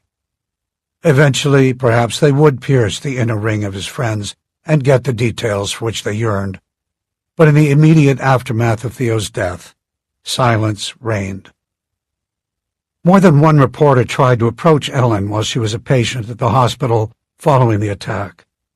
When Tony, who rarely left her side during the week and a half she was there, learned of their intrusion from Mrs. Van Blarcom, he searched them out, dressed them down with an eruption of curses, and swore to invoke every means, legal and not so, to protect the woman. "And hell no, I won't talk to you. Get your ink-wasting ass out of here." In time, he might soften, but not yet. He kept a close eye on Ellen, as Theo would have wished. Members of the press were pleased, accordingly, to learn that a memorial service had been planned for Theo at St. James. Perhaps there they would be able to harvest information for an interesting story with anecdotes and reminiscences. In all fairness, people around the world, for good reason, wanted to know about the famed artist's death. Theo's body had already been flown to France and buried beside his daughters in a private ceremony near Paris. Mr. Ponder had worked and would continue to work with Theo's lawyers and business associates on a number of estate matters, including the funeral. But he did not, and would not ever, violate Theo's confidence, though he, as much as anyone, was convinced of the world's need to know Theo's story. On the evening of the memorial for Theo, 2 weeks after his fall, at 7 o'clock on a Thursday, the precise hour of so many of his bestowals, the sanctuary at St. James was filled to overflowing. Many members of the church, ones who had seen him regularly on Sunday mornings, were in attendance. Business owners, students, waiters and waitresses, the homeless, and the merely inquisitive filled the pews. By an arrangement that had somehow been made and communicated to the affected parties, everyone who had received a portrait from Theo was invited, as if they were family, to sit in the front rows. Some brought their portraits with them. A handful of others, who had not yet received a portrait, Shep, Tony, Mr. Ponder, Lamisha, Mrs. Van Blarcom, were also placed front and center. Ellen, by special dispensation, was allowed to bring her bicycle to the front of the sanctuary and park it beside the pew. She was still feeble, bruised, and bandaged from the incident at the Fetter. Many were surprised that she was well enough to attend. But even in her delicate state, and even in the company of her noble invention, she exuded a tender dignity as she joined the procession of the portrait people. A sign at the entrance of the church building, politely worded but clear in its stern intent, instructed members of the press, local and not, to respect those in attendance and to remain at the back of the sanctuary. And to all, press and friends alike, a notice was prominently posted. In honor of this sacred place and today's memorial, we ask that there be no photography or recording of the service. Before entering the sanctuary, please turn off all cell phones, recording devices, and cameras, and place them out of sight. Violators will be removed from the service. As if to emphasize the sincerity of the warning, the church had retained and stationed uniformed policemen at the entrance and in the building's vestibule. Everyone was a bit surprised and pleased, at least most were, that for over an hour no phones rang, no cameras clicked, and no other sign of technological trespass occurred. A sense of solemnity prevailed throughout the service. While people entered the building, the organist played a soft, seamless medley of hymns. A reverent hush was observed by the congregation, even among the writers and reporters in the back of the room. The radiance of the evening sun through stained glass dappled the sanctuary. The slow movement of color would have been undetectable from minute to minute, but over the course of the hour, patches of red, lavender, melon, gold, and emerald shifted kaleidoscopically across the room. The sun was a brush, the west window its palette, the floor, walls, ceiling, and congregants its canvas, an angel somewhere, the artist. The tulip gardens of Holland would have blushed in the presence of such sublime color and light. The effect of filtered rays, muted tints, and deepening shadows was perfectly suited to the occasion commemorating an old artist. Lamisha, the youngest member of the congregation, and weepy with feelings too complex for her vocabulary, was aware enough of her surroundings to notice the swaths of color as they crept subtly across the sanctuary.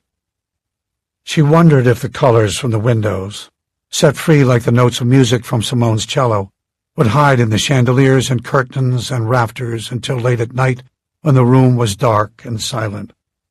Did they, too, like those quarter and eighth and 16th notes at the Bet, reappear for festivities after midnight? Is that what the preacher meant when he spoke of resurrection? If Theo were there, he would have been able to tell her. A large bouquet of hydrangeas and roses had been placed in front of the pulpit, where a casket might ordinarily have been situated. Next to the flowers, a portrait of Theo, drawn by Asher and placed on a paint-stained easel, fixed its gaze on the congregation. In it, Theo's closed mouth smiled broadly, and his eyes glistened. To those in the front rows, Asher's mastery as an artist and Theo's mastery as a man fully alive were movingly apparent. At precisely 7 o'clock, the last notes of the organ receded into silence, and Father Lundy walked to the pulpit. He paused, studied the assembled mourners, and finally settled his eyes on those nearest him. In a tone almost conversational, strong and precise and warm, he spoke. To everyone else, he was Zila the famous. To us, he was Theo the familiar. To everyone else, he was Zila the wealthy. To us, he was Theo the generous. To some, he is Zila the headline. To us, he is Theo the friend. To some, he is Zila the preyed upon. To us, he is Theo the prayed for. To some, he was Zila the mysterious recluse. To us, Father Lundy looked at the first rows, at Ellen, Kendrick, and at Tony's tear-filled eyes. To us, he will always be the face of heaven. We honor him today, and we grieve, but not, to quote the Apostle Paul, as those who have no hope. Didn't Theo speak often of heaven, with an unmistakable longing in his voice, and with a clear conviction of its reality and beauty? Heads nodded. In Theo's honor, and in keeping with the hope that expressed itself so radiantly in his life, I read these words of promise from another, a far greater one who lived obscurely among his neighbors long ago, an artist himself, the one who, for Theo, defined life and love and goodness, the one alone who makes us good and wise and happy. Father Lundy read from the Gospels of Matthew and John, and then, in recognition of Theo's love for water, both moving and still, the 23rd Psalm. Father Lundy let the words hang over the room before offering an extemporaneous prayer, thankful, thoughtful, honest, and eloquent. And if it is true that begging is our only wisdom, then we beg, dear Lord, that this man's presence in our lives will not have been in vain, but instead that we will perpetuate the obedient faith, the cheerful hope, and the generous love that he made so beautifully visible while he was here among us. Might the light of his countenance, how he loved and who he loved, inspire us to follow him, even as he followed the Christ in whose name we pray. Amen. When those in the congregation opened their eyes and raised their heads, Professor Gabelli was sitting before them, to the right of the pulpit. With graceful and balletic precision of movement, he raised his left hand to the neck of the cello, positioned the bow over the strings with his right, took a deep breath, relaxed his shoulders, tilted his head slightly, and began to play a mournful rendition of Fado for Theo. Simone, face still bruised and hands still bandaged, listened intently to the tribute he had written for his erstwhile benefactor. He could never have imagined, when he wrote the piece, that it would become a requiem. If he had been able to play the piece himself, would that day ever come, he would have done so. For now, the strange providence of his injury allowed him, instead, to weep at the beauty of what he had written, and to hear his mentor bring the notes to life. Professor Gabelli played the piece slowly, with a pathos that only a master could coax from wood and strings. The cello groaned, sighed, sobbed, prayed, pleaded, and finally rested. Theo would have been pleased. When the last note of the fado faded into silence, Professor Gabelli lifted the bow from the strings, laid his head on the cello's neck, and sat motionless for a spell of seconds, as if paralyzed by the power of the moment. He wiped his eyes, stood, and left the platform as Father Lundy returned to the pulpit. Some of you, Father Lundy nodded to the front rows, are much more qualified than I to offer a eulogy for Theo.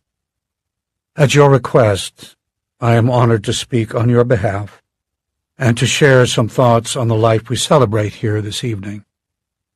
I do hope, in days to come, in whatever time and way seem appropriate to you, you will share your own stories about this wonderful man, this mysterious stranger who so quickly and deeply won our hearts. We have just recently passed through the Easter season, in which themes of darkness and light, death and resurrection, despair and hope, fear and faith, and grief and joy have all been set before us. As I have reflected on Theo's life these past few days, one scene from the record of Christ's life has come to my mind over and over. You probably recall the scene. It occurs on a path called the road to Emmaus. Jesus had been executed, and news of his death had been widely circulated. It is a story of great religious significance and a city of great religious importance, and all the people seem to have been talking about it. Two people were walking the road to Emmaus together. We're given few details about them in the text, but one can imagine them robed and sandaled, leaning forward with their hands clasped behind their backs, faces furrowed with concern and questions, the sorts of concerns and questions that we have whenever death comes our way, the sorts of questions we have today, this very hour, 2,000 years later. Those two, one was a man named Clopas, were soon joined by a third. "Mind if I join you?" he asked. We don't know if he was welcome. Maybe the couple would rather have been left to themselves to untie the Gordian knot of the crucifixion without the distraction of a stranger. But they tolerated him, even if they didn't actually welcome him. And this third, a talkative chap, it seems, asked them what they were discussing so intently. "Don't you know? Haven't you heard? Don't you watch the news?" And so they told him. This poor, uninformed fellow. You can almost feel their impatience, their astonishment at his ignorance. Maybe he asked for details, for clarification. Maybe he expressed incredulity and amazement. "You don't say. Really?" Maybe his brow was furrowed too. Maybe not. Maybe he smiled, squinted his eyes, and looked up. We don't know. But what we do know is that he took over the conversation, just hijacked it, right out from under them. And he told them a long story, one they thought they knew already, one they thought they had already figured out and clearly understood. He told them the story that many of us think we know, one that we think we've all figured out, the wonderful story that for many of us has lost any element of wonder. The text tells us that Jesus opened the Scriptures and brought to life all those words about the everlasting God, about a world made good and beautiful, but now horribly ruined, about a rescue that none could possibly have imagined. He told them that story in a way that reawakened wonder in those two fellow travelers. From all indications, to their credit, they listened attentively and without interruption. They were so captivated that when they finally reached their destination and should have been saying farewell, they asked him to stay with them longer, which he did. And at some point, those two pilgrims realized that their mysterious walking partner was no ordinary man. He could tell them the story because he wrote the story, because he was the story. We are told that their eyes were opened.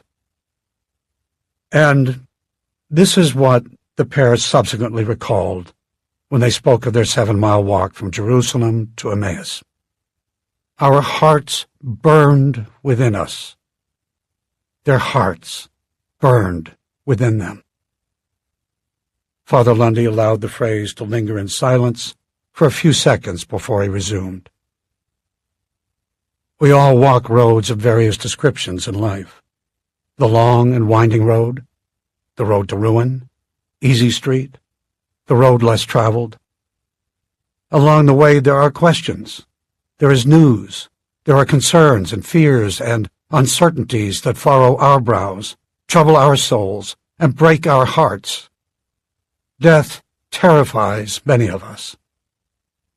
But God, in His sublime goodness, has always sent others, mysterious others, to walk with us.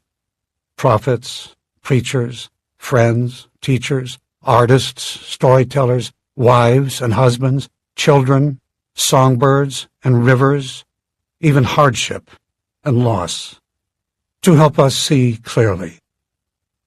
They are ones who make our hearts burn within us, who call us out of our indifference, our lethargy, our death and defeat.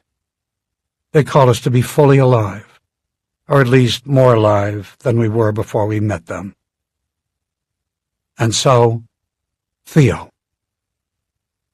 For a year he was in our midst, and now looking back, can't we say that when we were with him, our hearts burned within us, our souls stood on tiptoe, our eyes recognized something good and true, and our minds could believe, if not fully, then ever so slightly, that love and heaven and forgiveness are the most real things that we can know in this world. I think we are only beginning to understand and appreciate what a unique man Theo was. Can you call to mind anyone who quite so beautifully integrated the concrete and the spiritual, who lived with such a winsome commitment to the seen and the unseen, the ultimate and the proximate, the wide grace and the narrow way? Theo was a playful man in the best sense of that word, but it seems more and more certain to me that his lightheartedness was deadly serious and steeped in purpose.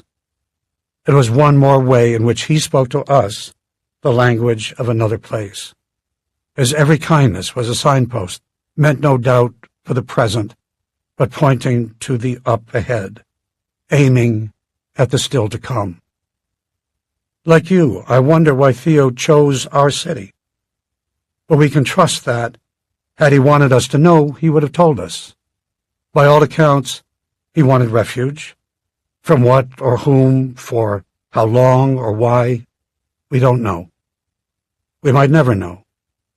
But how fortunate we are that he chose us, that out of the whole world available to him, and apparently the whole world was, he settled among us, moved into our neighborhood, adopted us as his children, and made us the objects of his affection and the beneficiaries of his thoughtfulness. Theo could have come to us with great fanfare. He could have flaunted his importance and impressed us with his great wealth and long list of accomplishments. Instead, he came with anonymous handwritten letters and no last name. Instead, he came as did his Lord, not to be served, but to serve. And if you wonder why, if you are mystified that he was so ruthlessly good, let me tell you, and you, and you.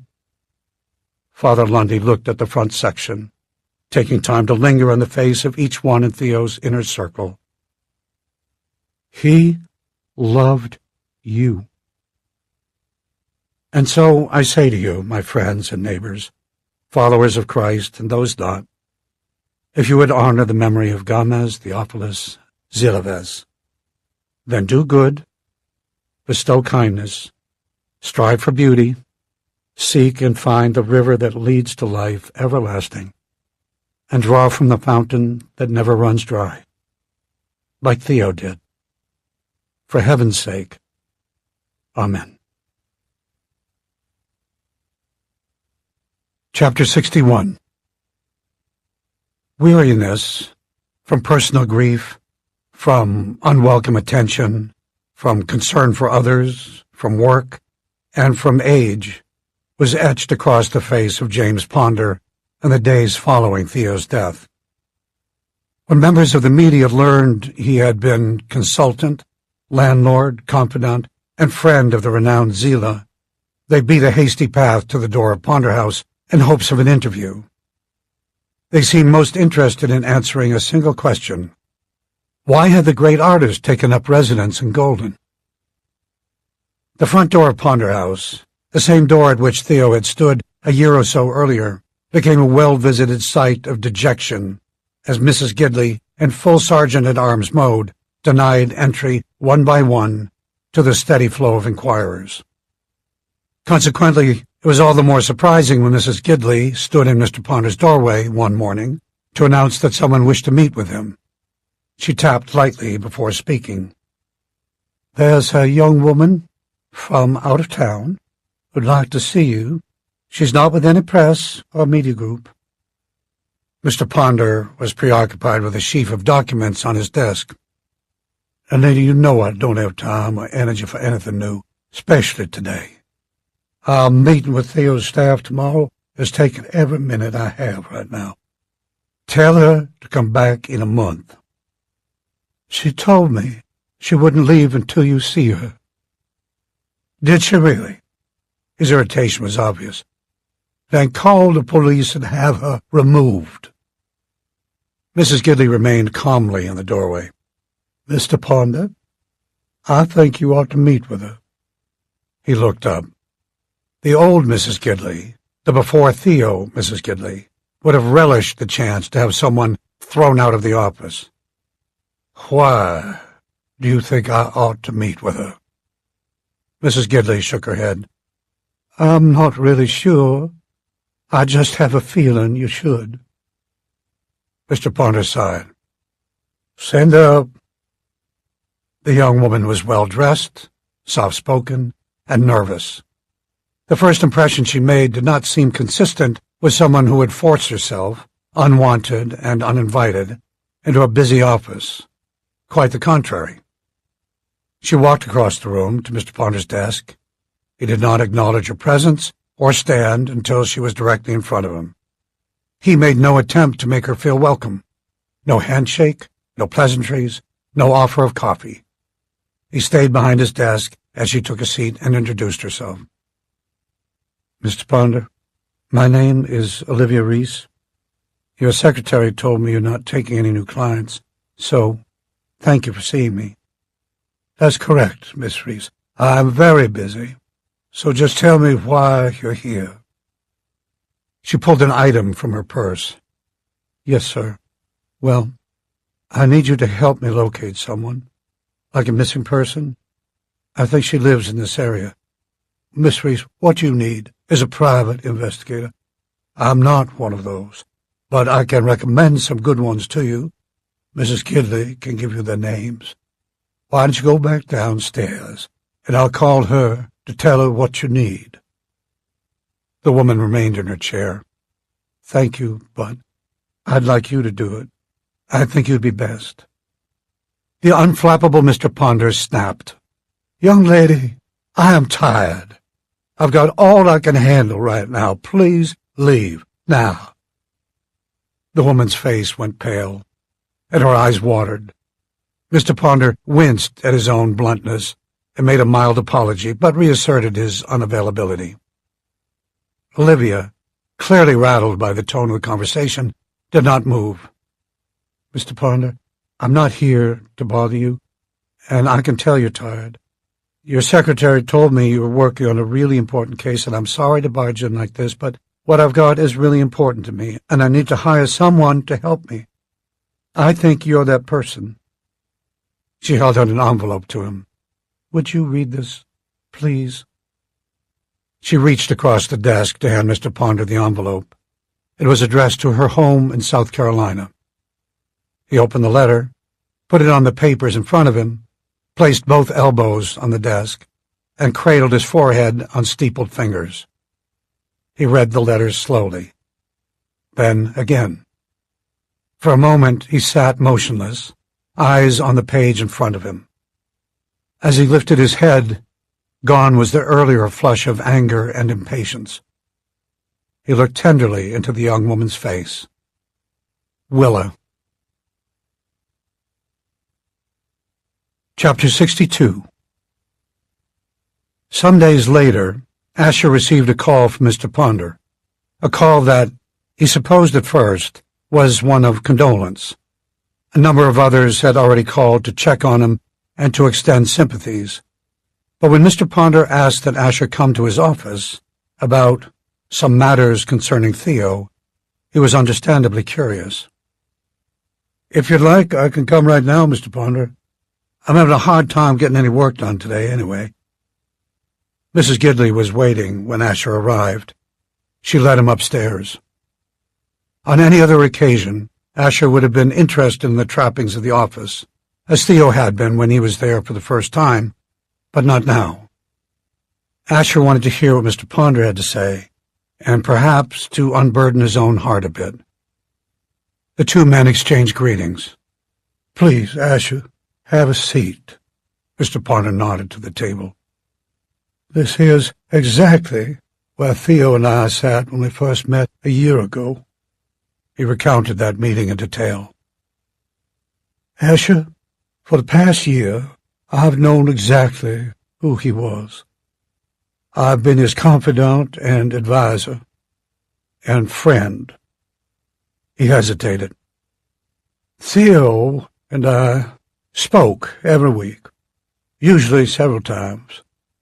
Your portraits, as you might imagine, have kept me and Mrs. Gidley quite busy this past year, but we've enjoyed being part of the endeavor.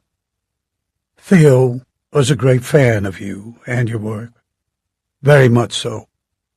More, I'm sure, than you know. When Theo returned to Golden after Christmas, he gave me some items to hold in trust for you.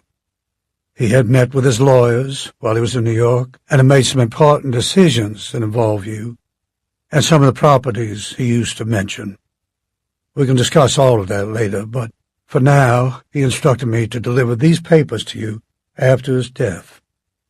I don't think he expected it would be so soon. None of us did, of course. But at 87, he was thinking ahead." Asher remained silent. Mr. Ponder rose and stepped to his desk. He picked up a large envelope and a small box, returned to the table, and placed the items in front of Asher, then sat. "Might I make a suggestion?" Mr. Ponder asked. "Sure." Asher looked at the envelope and the box, hesitant to touch them. "Here is the key to Theo's apartment." Mr. Ponder pushed the small object across the table. "Why don't you go there to open these? You probably want a quiet place. No one will bother you. And stay as long as you like. You can return the key tomorrow." It was late afternoon when Asher climbed the stairs to the apartment. On the walk there, he called Brooke to tell her about his meeting with Mr. Ponder and to let her know he might be late coming home. Before entering the apartment, he turned, as Theo had often done, to look at the river. The tender greens of oak and ashbud, the reds of maple, the occasional whites of dogwood, and the golds of forsythia on the far side of the oxbow would have pleased the old man. Springtime, an end with a future. Asher noticed a small bit of light blue eggshell at his feet. It seemed an absurd thing to do at that moment, but he picked it up, placed it like a small hat on the little finger of his right hand, took the jeweler's loupe from his pocket, and studied the shell's speckled surface. Doing so was an acknowledgment, a tribute to Theo's gift of sight, a eulogy. It was a gesture to invoke Theo's presence, maybe even a prayer that, in the next minutes or hours, Asher would be able to see clearly whatever it was he was supposed to see. He opened the door, stepped inside, and let the uneasy silence have its way with him for a few seconds before walking to the front room. Theo's absence was a weight on Asher's chest. The lamp beside the reading chair was on. A vase of freshly cut flowers, light blue hydrangea, and a glass of water, the thoughtful gestures of Mrs. Gidley, were on a small table beside the chair. 3 books were also there, presumably ones that Theo was in the process of reading when he died. There were bookmarks in each of them. What were the last words his old eyes read? Asher wondered. Most prominently, an easel had been set up a short reach in front of the chair, at a spot where slanted rays of sun entered the room through the skylight at that hour of the day. A blue cloth draped the easel. Asher lifted it gently. For the next few minutes, he let the painting have way with his thoughts. It was a work of art, witness to friendship, window to a soul. He had wondered sometimes how it might feel to be the recipient of a portrait, the beneficiary of a bestowal. Now he knew. Theo had painted his, Asher's, face. The portrait captured a hint of a grin, a tone of thoughtfulness. Asher took a sip of water and then opened the envelope. It contained 3 letters. They were all unfolded in a small stack. He glanced at each of them before reading. The first, a lengthy one, was written in Theo's unmistakable hand. The second was in a slightly less recognizable script. The stationery was old, a bit yellowed, but uncreased and well-preserved. The third was the work of a child. Asher read them in that order, from top to bottom.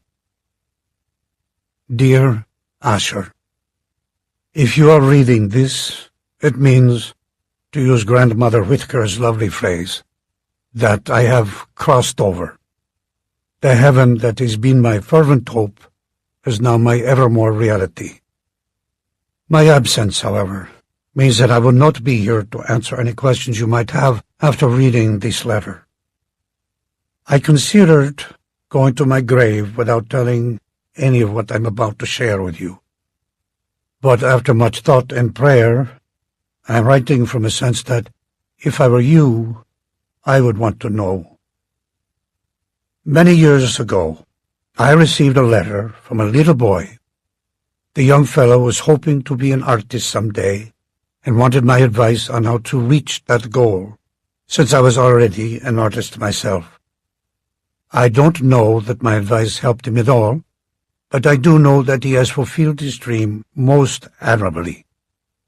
Through long years of hard work and a laudable commitment to excellence, he has bequeathed a legacy of beauty to the murky entity known as the art world, and more notably, has brought gladness to the many subjects and recipients of his work in the real world.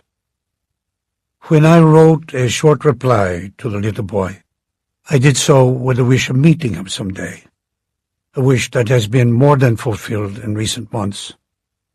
That little boy, named Asher, is the reason I came to Golden. You can hardly know the joy it has brought me, man to man, artist to artist, soul to soul, to finally see his face, his world, and his goodness during this past year. I hope you will receive this portrait as a token of a colleague's respect and admiration. I have worked on it with an awareness that, only a short distance away, you too would be in your studio, pencils, pens, and brushes in hand, pursuing the same noble end at which I have aimed, art lovingly done. It is for others to judge which of us surpasses the other in our efforts. For me, there is no doubt about who is the master and who is the student. The purchase and bestowals of your work in recent months have been some of the greatest pleasures of my life, and, without a doubt, the most fulfilling. I dare say it has been the high point of my professional accomplishment. And so, beyond mere praise for your skill as an artist, I owe and gladly give to you my everlasting thanks for the conspiracies of kindness that have united us since my arrival in Golden. This old man will someday leave the world, knowing that, at least for one short season, he was an agent for good, and that he used art not for his personal fame or advancement, but for its highest ends, to bestow a crown of beauty instead of ashes, the oil of gladness instead of mourning, and a garment of praise instead of a spirit of despair. Ellen, Kendrick, Catherine, and all the others will never again be quite what they were before they held the jewel of your portraiture in their hands for the first time. I pray that this portrait might be, for you, the same sort of blessing that yours have been to them. Asher paused, looked up, and took notice of late afternoon sunbeams entering the room through the high windows. His eyes moved aimlessly from one object or surface to another. They settled once again on the shimmering surface of the portrait. He looked at himself on the canvas, at the eyes, their shape, their placement relative to nose and cheekbone, their color. How very much like Theo's. He had never noticed the subtle similarity before. After several minutes, he took up the letter and resumed reading. So much about you reminds me of another, of a girl I met many years ago when I was a young man in Spain. The movement of your hands when you sketch, the intensity of your eyes, and the tilt of your head when you paint all take my thoughts to that girl. Might I tell you about her? We had both traveled to Madrid for classes at the Prado. I was the instructor, an artist in residence. She was a student. Young, free spirits that we were, and reckless in ways, we studied and traveled together, drew and painted, and read about and shared lofty aspirations and ideals about art. Me, the common boy from the Douro, she, the debutante from Golden. We fell glowingly in love with one another, an odd and wonderful pair, a handsome pair too, if I say so myself. I was drawn to her not just by her beauty, which was undeniable, but by a temperament, a spirit, a je ne sais quoi that expressed itself in tenderness toward the world around her. I recognized her at once as my superior. I was farther along as an artist. She was much farther along as a work of art. Before she and I met, I had begun to be acclaimed among the critics, taken seriously, and publicized and honored as an up-and-coming artist. It happened quickly and unexpectedly, long before I was ready to handle so much attention. I will not trouble you with the story of my regrettable ascendancy, other than to say that I was never more cursed than when I bowed down to the enslaving idol of fame. The higher I rose in prominence, so quickly, so visibly, the farther the girl fell behind. I know now she had no desire to follow me, no interest in the supremely interesting man, one critic's description, that I had become. We were both committed to pursue ideals of beauty and truth and our vocation, or so we both said. Her commitment was sincere, real, and unshakable. Mine, at the first whisper of fame and celebrity, quivered and fell. Being the self-obsessed young man that I was, I would have been very pleased if every spotlight in the universe had been fixed on me.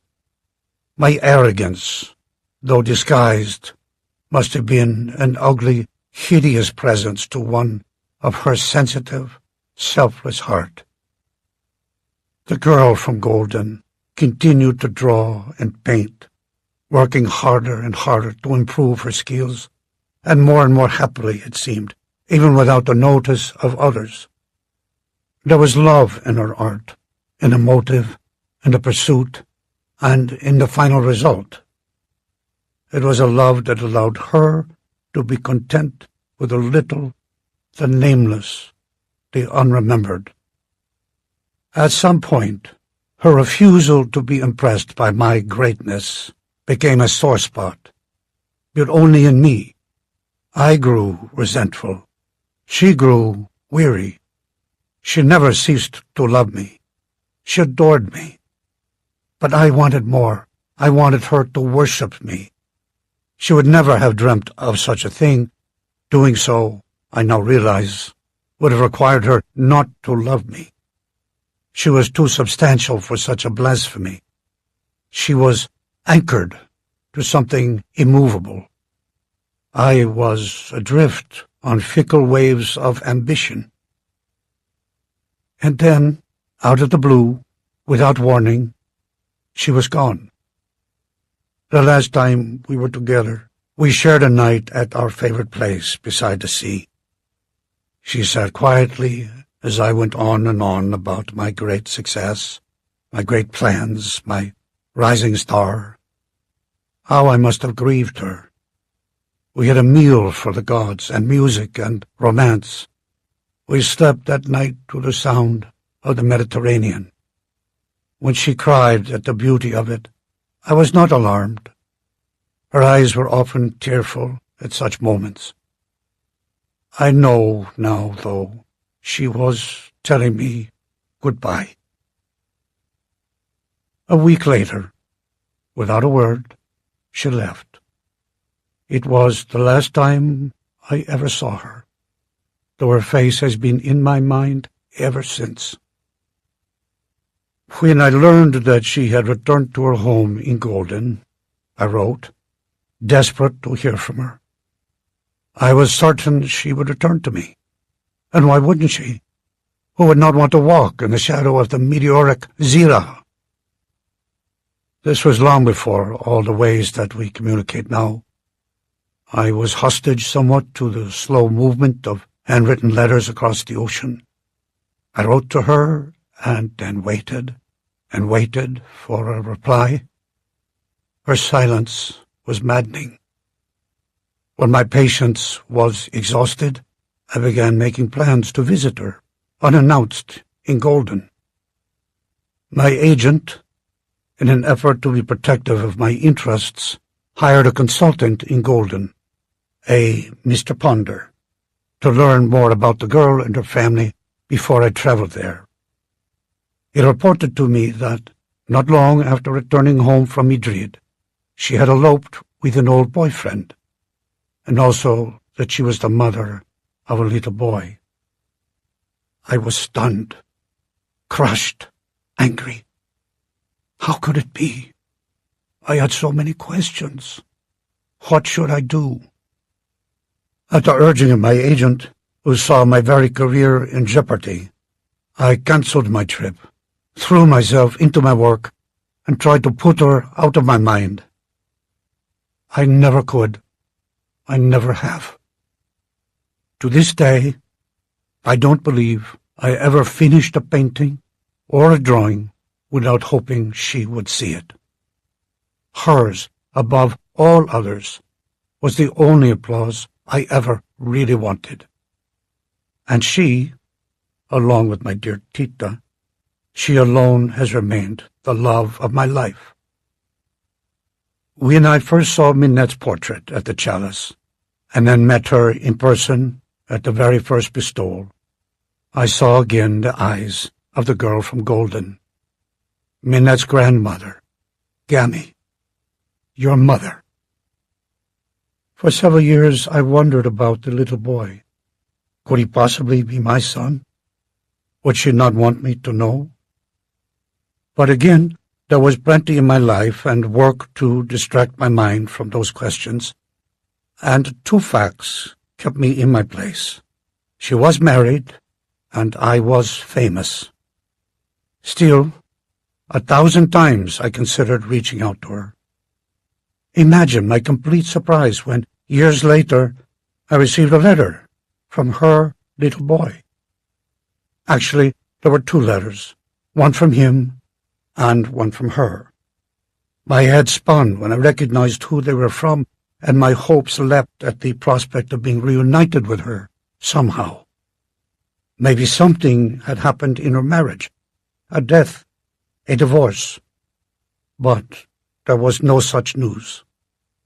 In fact, she told me she was a happy mother, a cared-for wife, and a blessed woman. There were few details.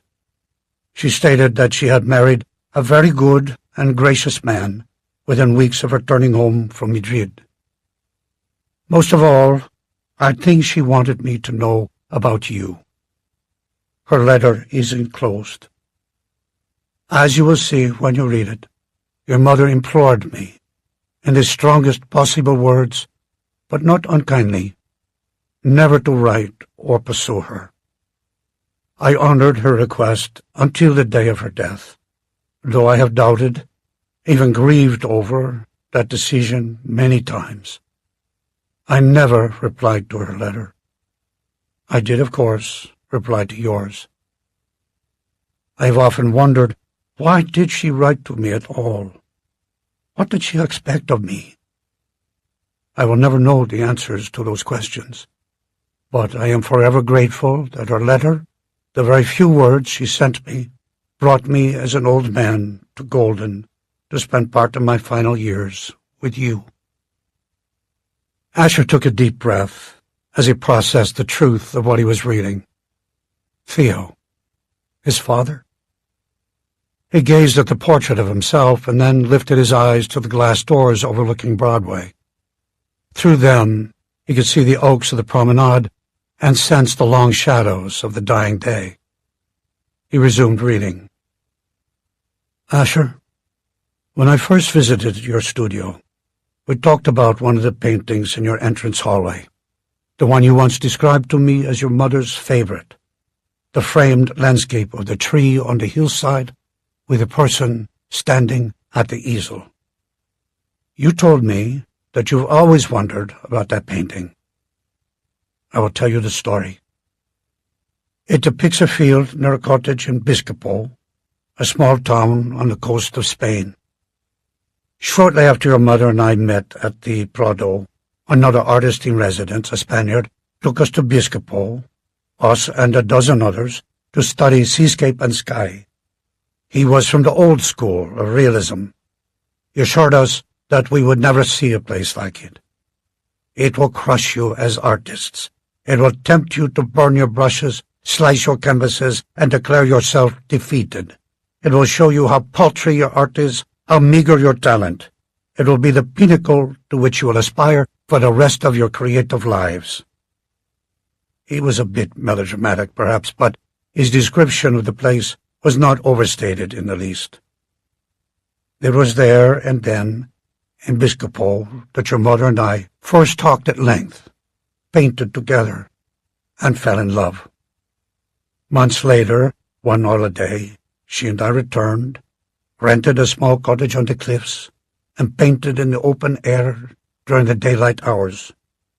At night we would walk to the field with the tree, spread out our red blanket, and sleep beneath the stars.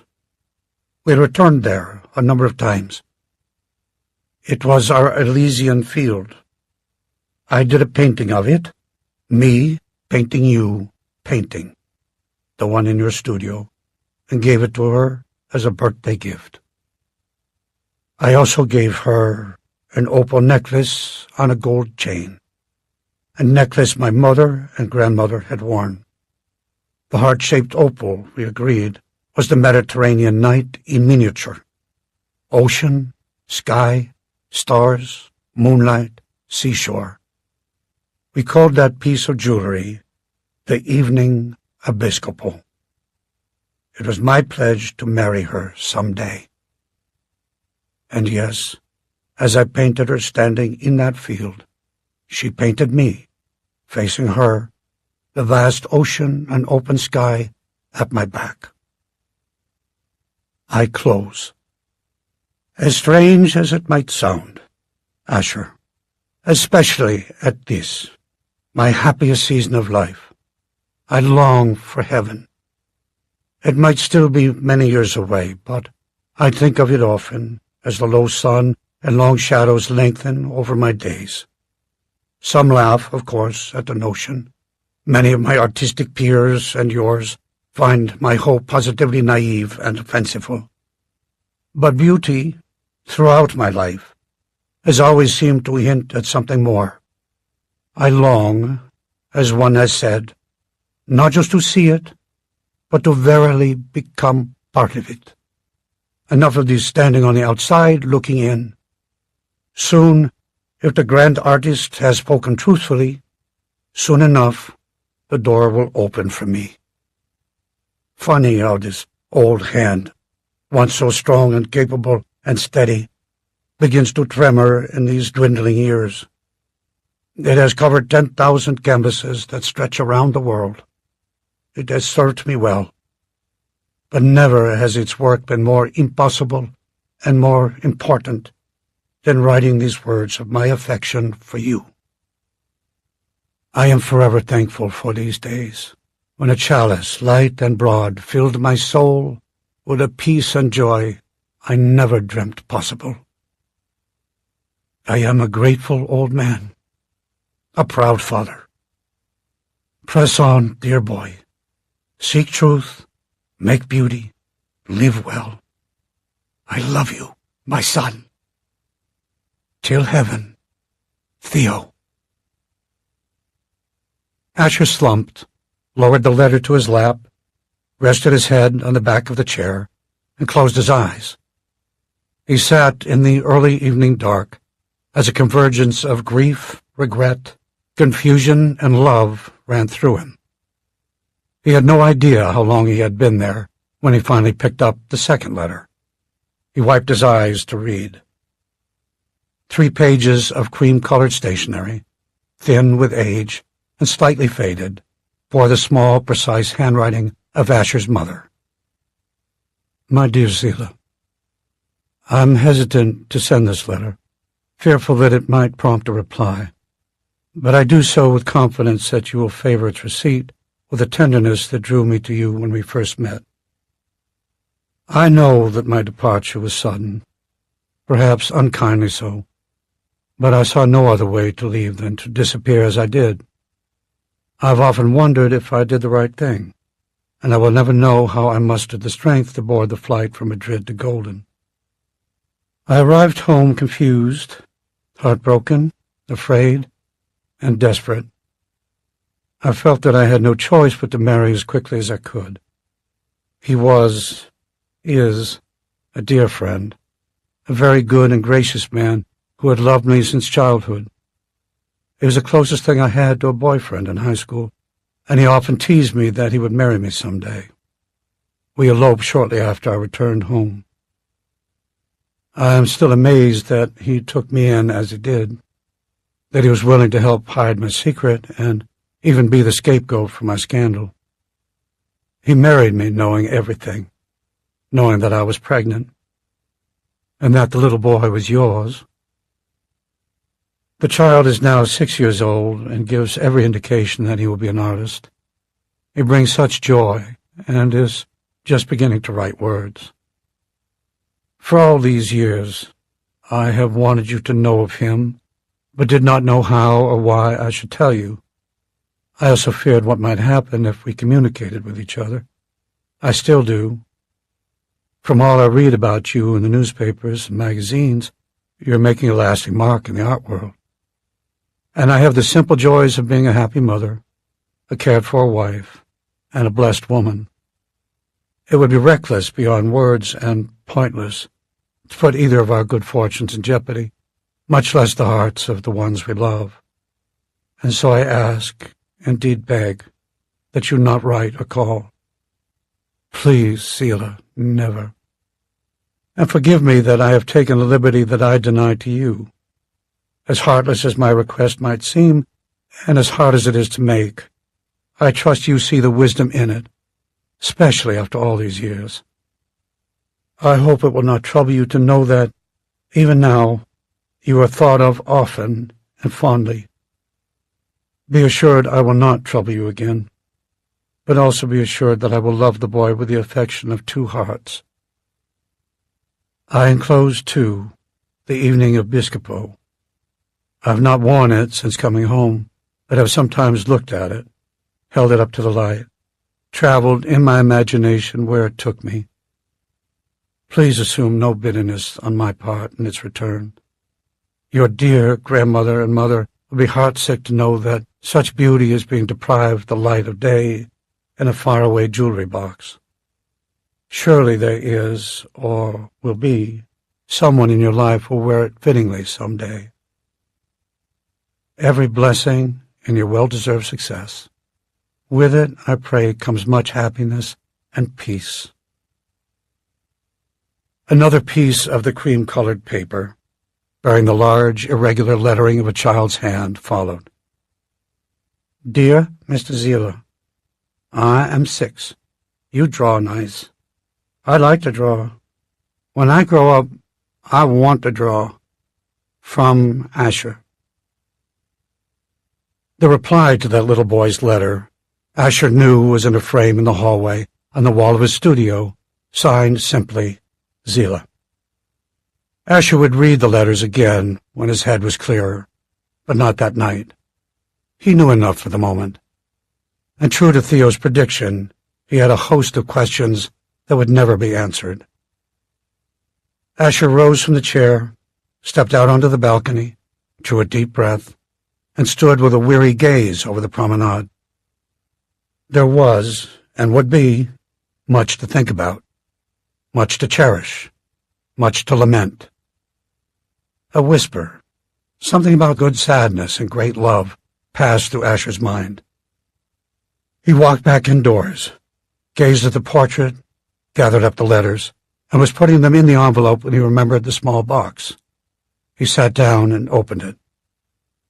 A necklace, just as Theo had described it, opal on a gold chain in the shape of a heart, was in the box with a simple note.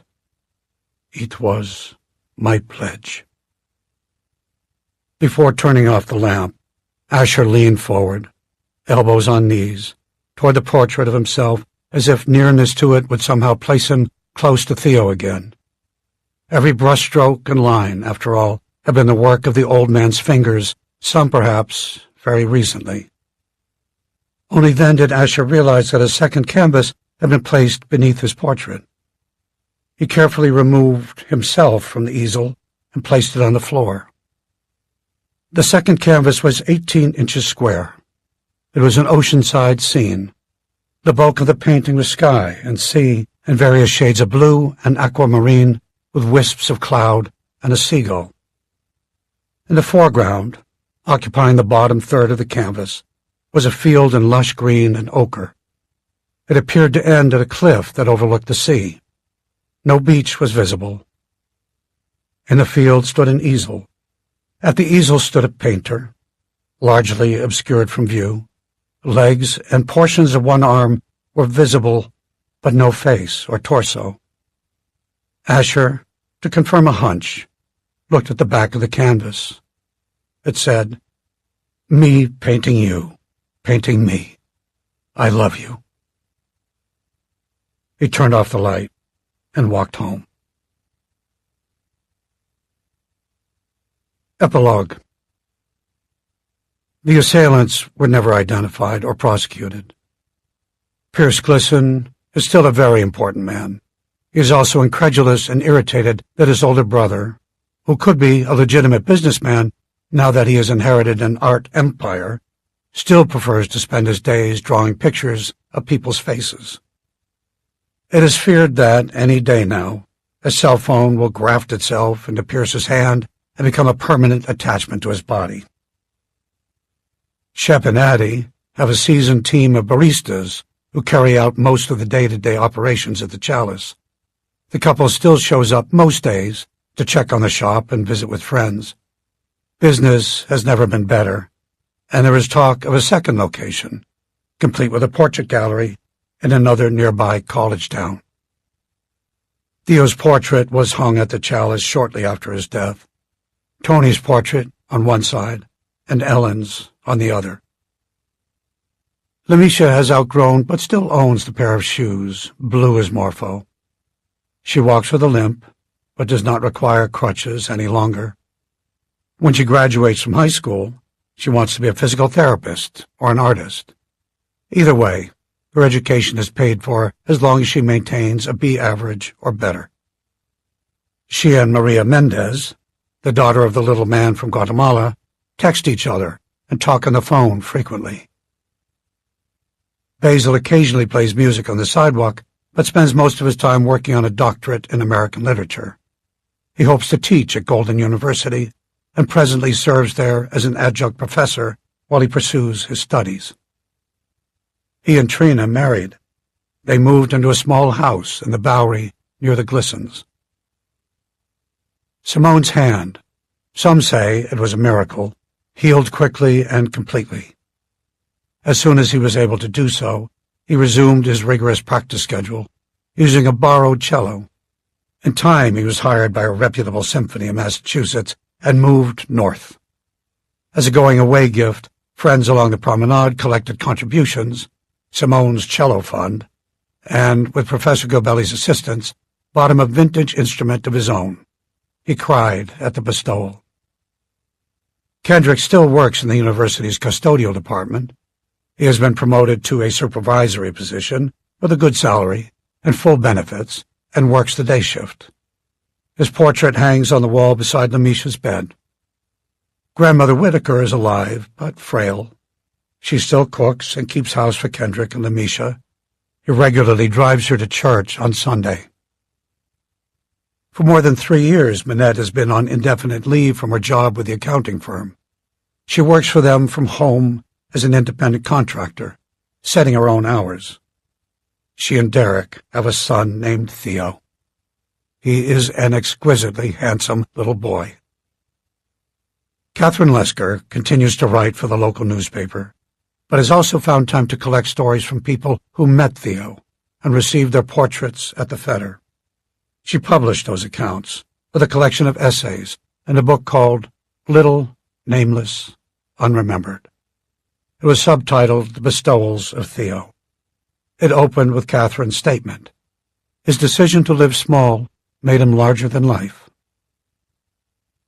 Mr. Ponder and Mrs. Gidley still report to Ponder House each day. Their business hours are irregular, and half-days are common. They have taken only one new client since Theo's death, Ellen. Ellen still rides the noble invention. For months following the attack, she avoided the Feder, day and night. According to others who lived under the bridge and saw her there regularly, she suffered nightmares and hallucinations that made them fear for her safety. Mrs. O.C. Van Blarcom convinced Ellen, 1, to see a doctor. The consultation took place in the full light of day at the Riverwalk near the Kingfisher's Nest. 2, to become a resident at the Mission in a private room. And 3, to pursue her Featherwood venture. Within a year, she was a regular presence on the promenade again. Her business is thriving. She works in a space at the rear of Jason's bike shop. A piece of Featherwood is proudly displayed on Mr. Ponder's immaculate desk. In the early days of her enterprise, she amassed a savings of $1,600. Despite Mr. Ponder's advice that she retain some of the money to pay future expenses of her business, she insisted on contributing all of it to Simone's cello fund. Willa is 35 this year. Samantha, daughter of Asher and Brooke, who did indeed end up getting engaged on that Thanksgiving night, had a beautiful wedding in the backyard of Glisson House. Cousin Minette was her maid of honor. Sam wore a simple linen dress and no shoes. When she exchanged vows with Cody, the autumn sun glimmered with Mediterranean splendor on her necklace, a heart-shaped opal on a gold chain. After the ceremony, she insisted that her father keep the evening of Biscopo. Asher still paints in the big house in the serene light of Golden. His responsibilities as heir and beneficiary of Theo's estate have occupied much of his time and many of his thoughts since Theo's death. But he is grateful, and most of his working hours continue to be spent in the blessed company of faces, and the noble pursuit of beauty, and in the humble service of art lovingly done. At the conclusion of each day when he leaves the studio, he walks past 2 paintings and lightly touches a shadow box that hangs between them, a heart-shaped reminder of the undead, of the undying, and of an end with a future. On occasional Sundays, Tony sits in the back row of St. James beside Ellen and the noble invention. He's slightly quieter now than he was when Theo was alive, and his edges are a bit softer. He drinks 1 small glass of port, only 1, at the end of each day. A toast. And for the 15th year in a row, the Vermifore is a week away from closing its doors. On the first anniversary of Theo's death, Tony had a plaque embedded in Theo's bench at the Fetter. All who read it are told that this was a place where heaven and earth met in the form of an old Portuguese man. They are told that all who choose to be are capable of saintliness. They are also told that faith, hope, and love endure. But the greatest of these is love.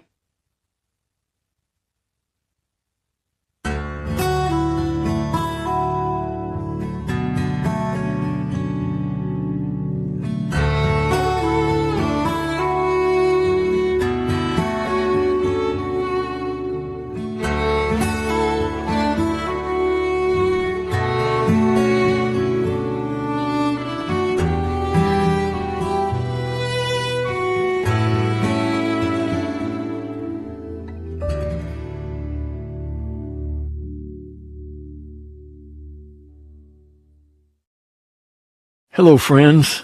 This is Alan Levi. Let me begin by thanking you for reading or listening to Theo of Golden. If I had the time and the necessary information, I would gladly send each of you a beautifully scripted handwritten note, like Theo might have done, to tell you how grateful I am for your encouragement of my debut novel.